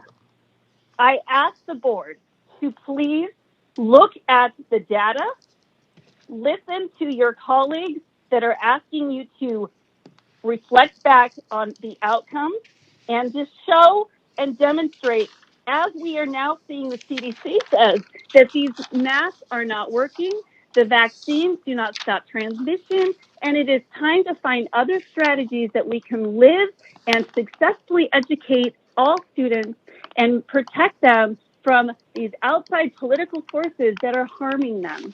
And I thank you so much. I yield my time. Thank you.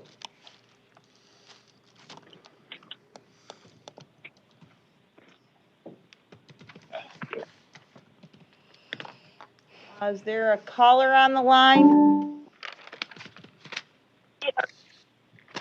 Hi, caller. Can you tell me your name, where you're calling from, and provide your comments?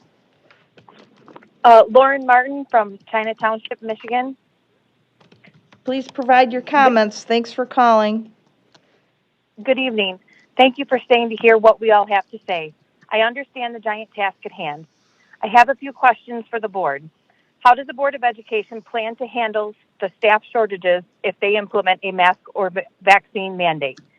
It is no question that mandates will inflict job loss for everyone, including the food service personnel that spoke earlier. But what does 15 to 25% job loss look like for an entire state, for all educational institutions, especially abruptly? How is the state prepared to handle such a tremendous and no doubtably difficult loss? It doesn't matter who gets vaccinated or wears a mask if there's nobody to work and run the schools. It also isn't going to matter if there are no kids in the schools. The state is facing losing tens of thousands of students in these mandates if these mandates are recommended and approved. Not only is that millions of dollars in funding lost, it will in turn force districts to eliminate staff as well, close schools, and regress as a whole. What is the Board of Education's plan to deal with the consequences of recommending, supporting, and enforcing suggested mandates, both at the staff level and the loss of funding? You cannot recommend or enforce mandates that you are not prepared to handle. It is irresponsible and unethical, not to mention unconstitutional.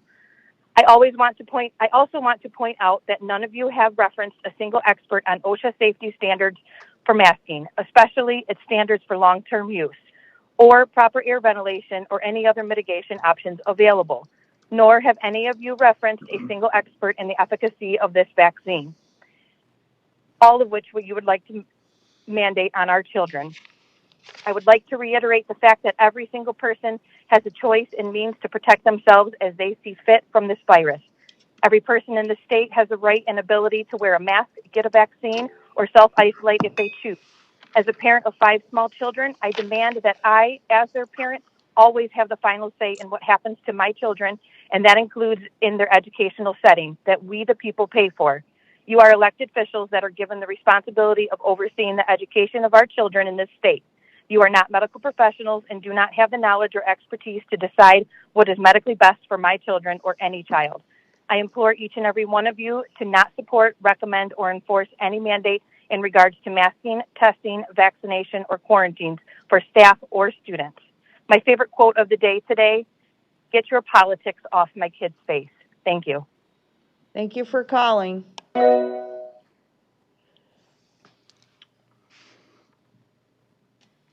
Caller, may I please have your name and where you're calling from and your comments? Hello? Caller? Hello.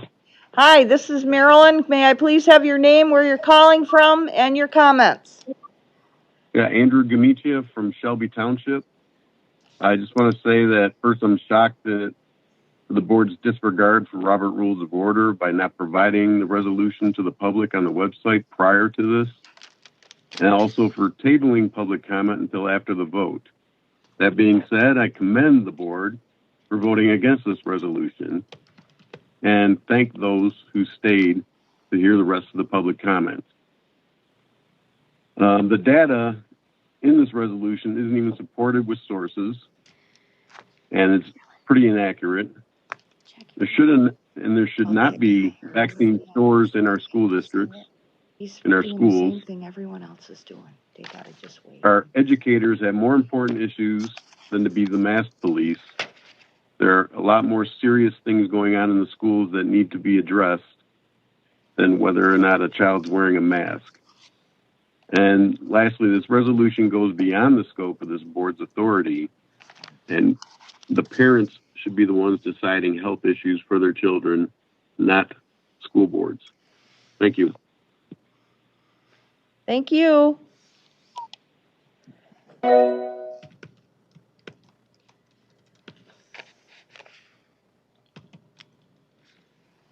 Come and just show and demonstrate, as we are now seeing with CDC. Can you, caller, can you please mute whatever's on in the background? Yes, thank you. Thank you. May I have your name and where you're from? Yes, hi, this is Tara Phillips. I'm from Linden, Michigan. Can you hear me? I can hear you, and I know you tried calling earlier and we had bad feedback, so I'm glad you got back in. Yeah. Yeah, thank you so much. Please continue. Oh, I'm sorry.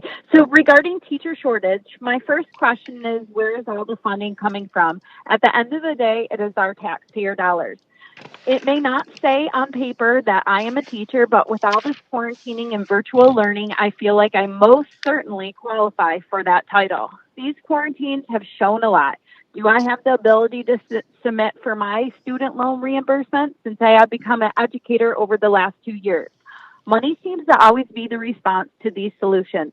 Don't get me wrong, there's no doubt in my mind some of these teachers out there deserve it. How about we back these teachers for choice when it comes to mandates? Let me be clear, choice is not making them mask and test weekly with an approved exemption. This is called discrimination. Let's work on keeping our teachers in schools. I will have to table the CRT, SEL, and DEI for another day, but let's just say they are very racist. Why are we trying to stop teaching racist with racism, in fact? Does this make sense?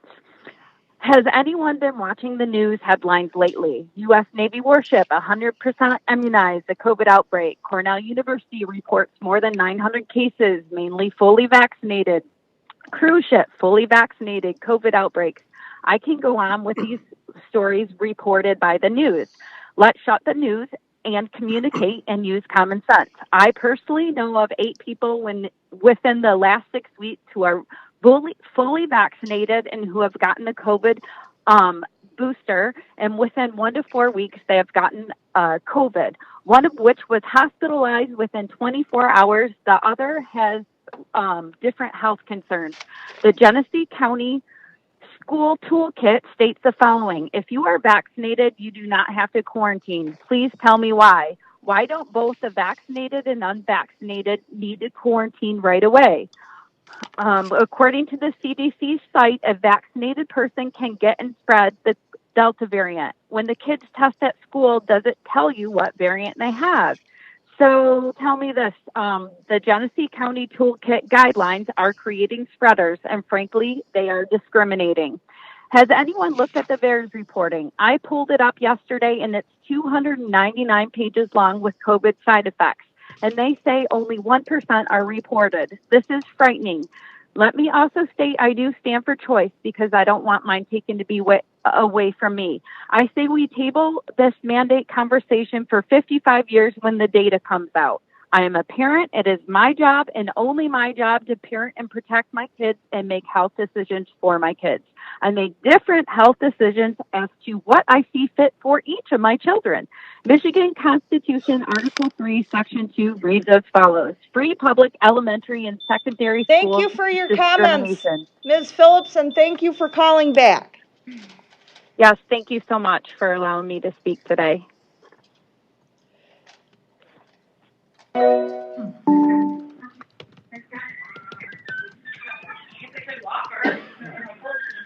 May I please have your name, where you're calling from, and your comments?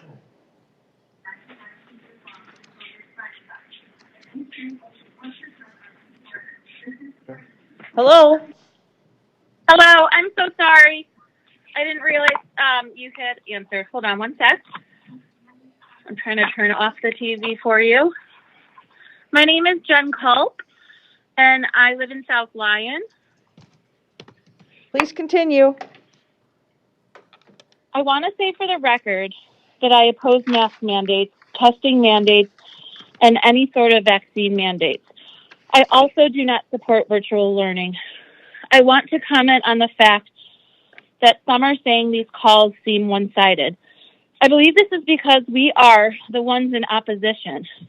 You are hearing the hurt voices of those affected by how this pandemic is being handled at the country and educational levels.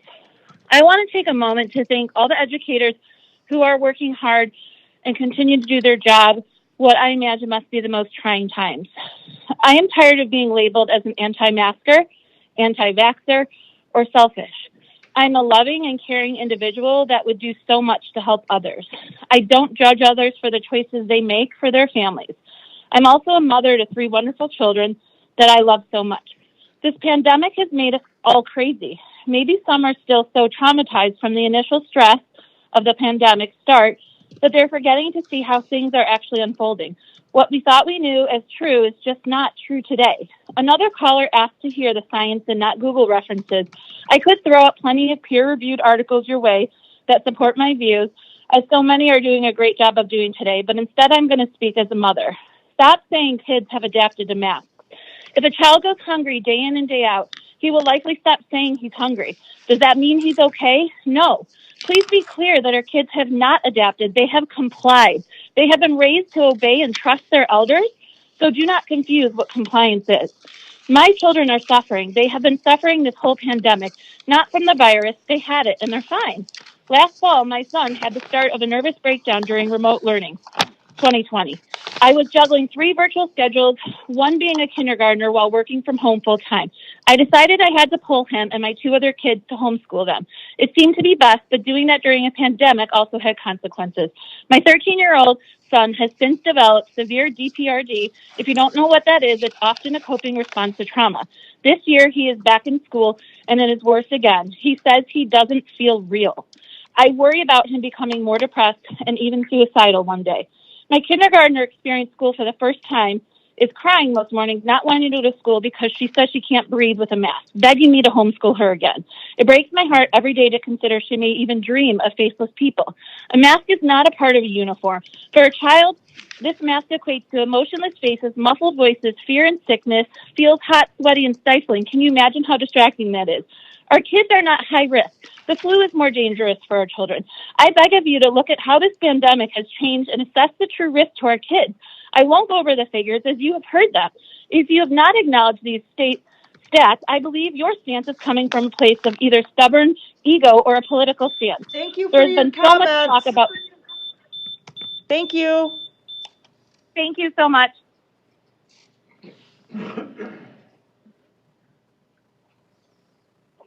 I worry about her becoming more depressed and even Hello, if you can please mute the meeting in the background, that would be helpful. May I please have your name and where you're calling from? Yeah, my name is Jen. I have lived in Michigan my whole life, and I have a master's in public health. I have a child in public schools. I worked in a nursing home when COVID started, when other parents were keeping kids home for virtual in fall of 2020 to keep them safe. I found a school that was open and didn't require a mask because that was my way of keeping my kids safe. Now I keep my child safe with a mask exemption at school. First, if you're willing to support the 1619 project resolution, I believe you next need to work on a resolution for the 1776 report. Thank you for not pushing this COVID mitigation resolution through, and thank you for allowing us to continue to public comment. If you bring a resolution similar to this back to a vote, you'll be weakening the students in the state. Raising children and making medical decisions are God-given parental rights. I only wish you would have kept the final resolution that should have been approved to work together to improve ventilation and indoor air and water quality. Although I disagree with the ability for the county health department to mandate masks in their county schools, it is much more appropriate than the state health department dictating what the counties need to do. The state has no business making a statewide mandate when counties have the ability to work with the schools based on the varying needs in each county. You're not helping the children to stay in school by recommending mask mandates. By making these recommendations, you are causing children to leave the schools and causing more harm than good by requiring mask wearing where it is not necessary. Vaccination clinics do not belong in our schools. There have been too many instances already of children receiving vaccinations when not in the presence of a parent to confirm whether the shot should be administered or not. This is unacceptable. Most parents make sure their child is not ill before sending to school. If you're worried about the parents who can't afford to stay home and end up sending sick children to school, such that the school must test all children to determine if a child is ill, should you not focus your efforts on getting to the root cause of that issue, not testing all students? Perhaps you could make a resolution to address root causes, such as to help parents find infirmary daycare when their child is sick so they can still go to work. Then we can stop the insanity of testing healthy kids. The COVID shot is only available by emergency use authorization. People are dying from the COVID shots, and the incidences of myocarditis and pericarditis are increasing in children after the COVID shots. Yesterday, Project Veritas released documents that exposed the National Institute of Health and the National Institute of Allergy and Infectious Disease for their involvement in gain-of-function research. This contradicts what the National Institute of Health Director Dr. Fauci has been saying under oath. The very people who we are supposed to trust have been lying, colluding, and concealing potential therapeutics to fight the virus, the origin of COVID-19, and the government's role in gain-of-function research. Major Joseph Murphy, United States Marine Corps, confirmed the authenticity of these documents but couldn't speak to Project Veritas regarding the investigation. But he provided a written statement that said, quote, "To those seeking answers, I offer encouragement. There are good people striving for the truth, working together in and out of government, and they succeed," end quote. The Board of Education should be advocating for the education of the students in the state, period. We need you to stand up, protect our kids from overarching medical mandates, not support them. Thank you very much for staying tonight to listen to these comments. Thank you.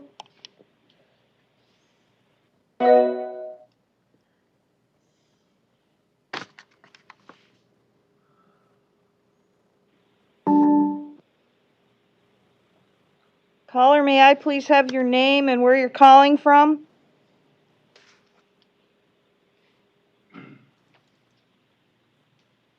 Hello, may I please have your name and where you're calling from?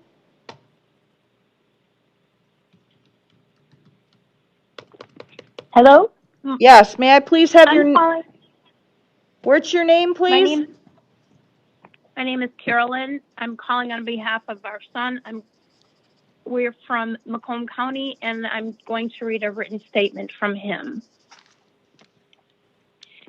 Go ahead. My name is Nicholas, and I'm writing you to thank you for not approving the resolution that was provided today in this meeting.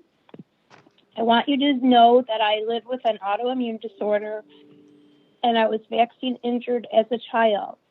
I choose to wear the mask. I am over 18 years of age, and it's very important for people to realize as well that our students in Michigan include a sanction that's over the age of 18 that are still attending public school. And for students in special education, as myself, we have the right to attend school till the age of 26. I choose to wear a mask because I'm an adult that's empowered, and I have had to wear a mask for many years because of my vaccine injury. My medical bills this year were over $1 million, and that's because of the injury that I occurred as a child. There's an ever-evolving scientific research that involves what transpires for vaccinations for a variety of people. We all have different immune systems. We all have different ability to be able to be vaccinated or not be vaccinated. My parents were not anti-vaxxers. They vaccinated me. And they currently are being treated differently, as are all people that are ensuring that they have choice. If I were to choose to be vaccinated today, even though I can't, I would choose not to be, because I know what it has and how it has impacted my life. It's very important that you hear this information. I am not a lone person that's been damaged by a vaccine. I was a student in Michigan, and I have a choice. As being someone 18 years old or over, that is my choice. I want to thank you today for ensuring that you don't do what could harm people within the educational setting, but it's very important that students and people like me also have a voice and are empowered to make those choices, as are their parents, as are the teachers that are in our schools, and as are the people that are in the schools daily working to educate us and make sure that we get in a proper education in the state of Michigan. Thank you very much. Thank you.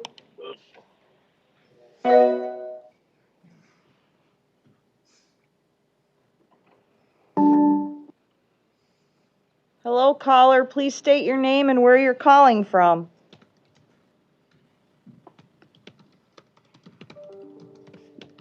Caller, please state your name and where you're calling from.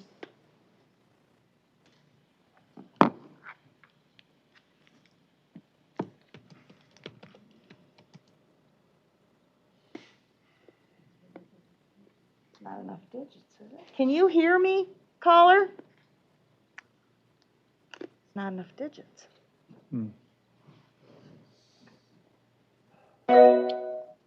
Okay. Has to be enough digits to connect. I know, I don't get it.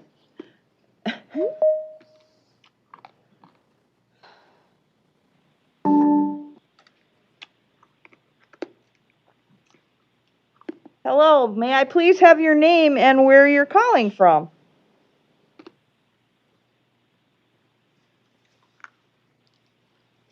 Caller, may I please have your name and where you're calling from?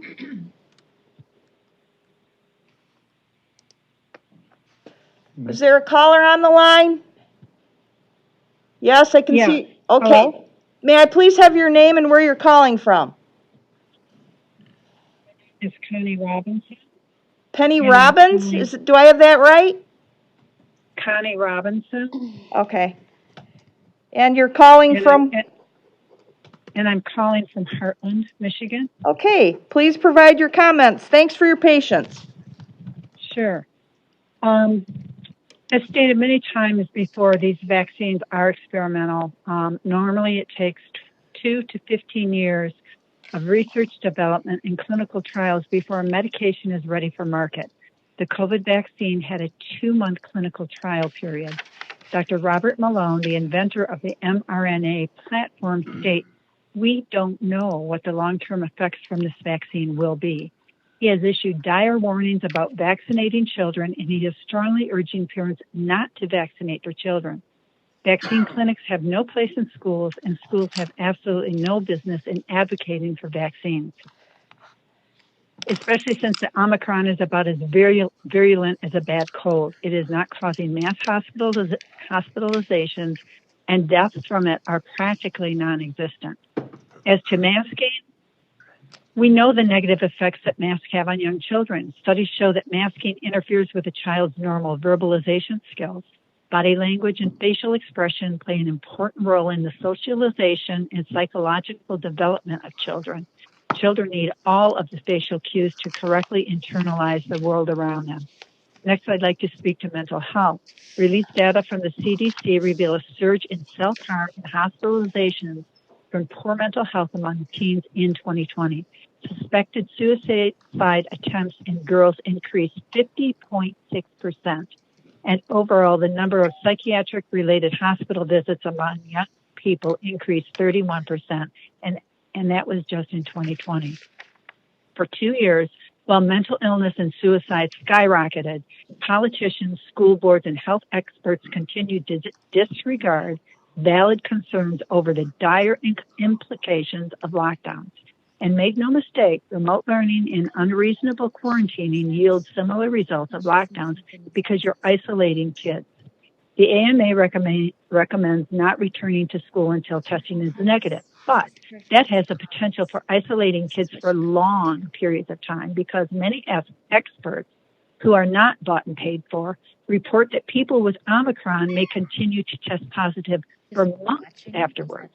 So I would like to thank the 4 board members who voted no on this resolution today. I am, however, very disappointed that Resolution 3 passed. No one should be supporting this. CRT and the 1619 Project is revisionary history. It divides people and teaches children to hate their country. CRT is not about equity or teaching proper history. It's about the destruction of capitalism and Western civilization. I refer the board members to the March issue of Imprimis entitled CRT and the January issue entitled The Great Reset. Please quit trying to force your radical ideology on our kids. And I want to thank you for taking all of this time today to listen to us. And I especially wanted to thank Thank you. Time is Tom up. and Thank you for calling. and Nikki for Thank you for Tom calling. and Nikki. Thank you. Thank you.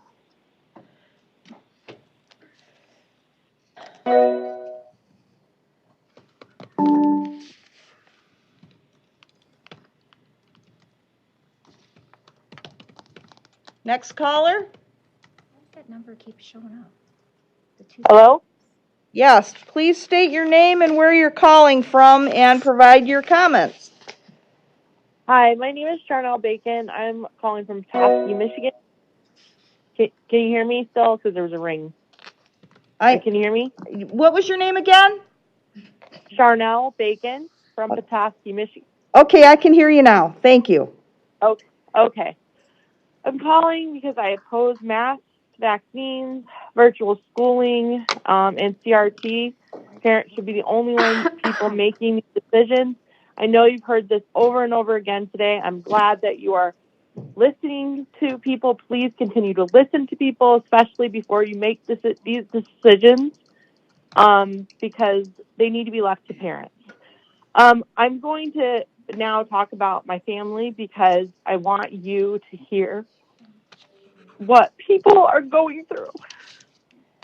I have 3 children. Not really children anymore. I have one that's 17. I have 2 that are 19 and one that's 20. But during the pandemic, when it started, my kids were locked down, and 2 of my kids became depressed. I now have to see therapists on a regular basis, and I have my youngest child is in theater, and he's just 2 of my kids are in theater, and they're amazing. And now, because of all this stuff that's going on, one, I have to worry about the fact that they're in early college, and that maybe next year someone will try to say, hey, you have to get a vaccine, and they won't be able to finish their degrees because of it. And it's so, please think about all these people that are losing their jobs. My husband's in education. He's up at all hours on our vacation. When we went on a trip finally out of town, he's working on quarantine things that keep getting changed every day. And my 2 youngest children want to be in this musical number, and they're like, oh, you have to be vaccinated. This is so wrong. They can't live their dreams, the things they want to go to school for. They can't live their dreams. They had to pick, my daughter had to pick a college that could fit, that wouldn't require her to get a vaccine. She couldn't just go to the school of choice that she wanted to. What are we doing? We're talking about like not making things equitable for people, but yet you are discriminating against people over masks and vaccines. And please just start making rational decisions for our children. They're sad. I work at a school. I miss kids' faces. I miss them. Please just stop and just do the start. And thank you for not passing this, by the way. But like, we need to keep doing this. It needs to stay out of the education system. No CRT. No, none of that. We fought for people to be equal, but you're like fighting the other direction and following. We just have to listen to this brainwashed stuff on TV every single night. Can we have some common sense? That's all I'm saying. And thank you for listening to me. And I'm sorry you had to go all day with this, but I just please listen to your people. They elected everybody. You need to listen. Thank you very much. Thank you. Thank you.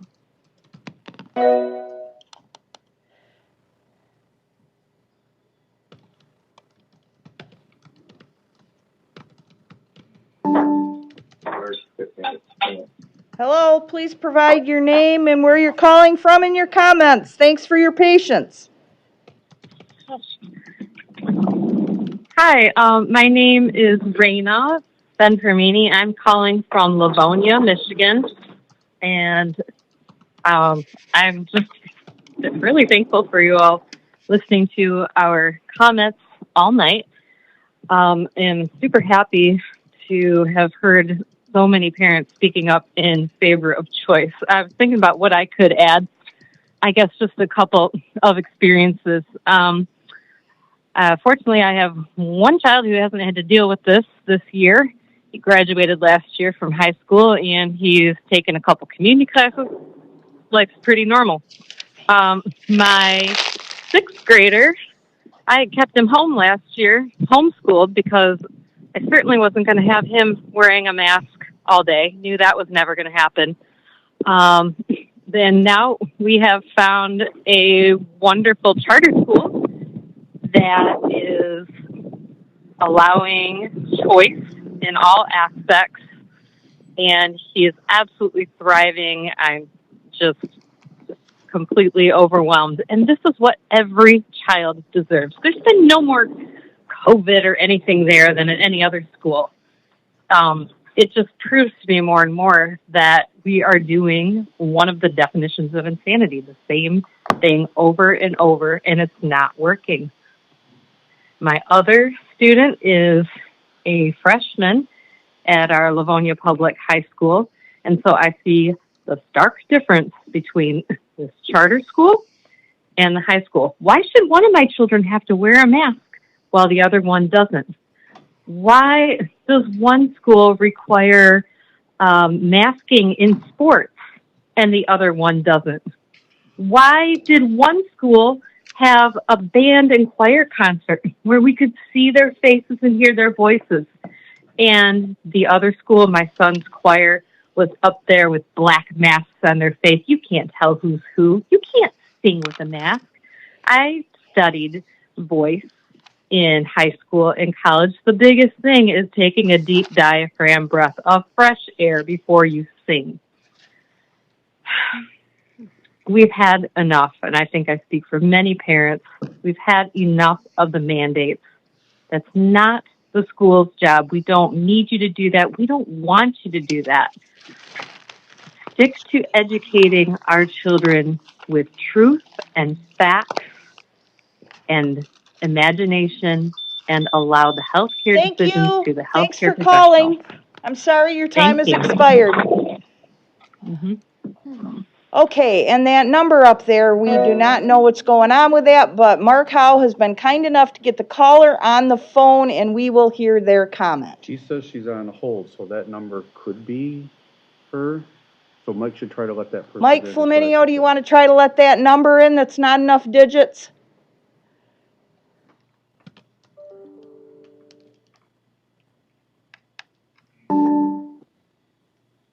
Are you there, caller? Hello? LPG is here. Yay! Okay, where are you calling us from? Well, I am calling you from Southfield, Michigan. Okay, please give us your And comments. I want you to know that I've been on the phone for over 7 hours, and it took me almost 5 hours or so just to get access to call in. So I think you guys should be very patient with me because I've been very patient with the process and all of the rhetoric that I've heard. You know, first of all, I want to say to the people that have called in, when you're calling into a meeting, it's imperative that you know how to follow instructions. They ask for the name and where you were calling from. Most of you that have called in, your name and city is not even audible. I have written down every name with the exception of the few names you called while Mark was calling me on the phone. I could barely hear most of them. So I'm going to say my name, PG, Peagee, from the city of Southfield, one word. I want to talk about this critical race theory rhetoric and what you guys are saying and take you back in history. All of you are familiar with the Civil War. You're familiar with the United Daughters of the Confederacy. And if you're not, it was a group of Dixiecrat women that was formed in 1894. And what they wanted to do was to protect the memory of the Confederacy and try to change the narrative because the South lost the Civil War. What these ladies did, they reshaped education, textbooks, and just outright lied to the kids in the South.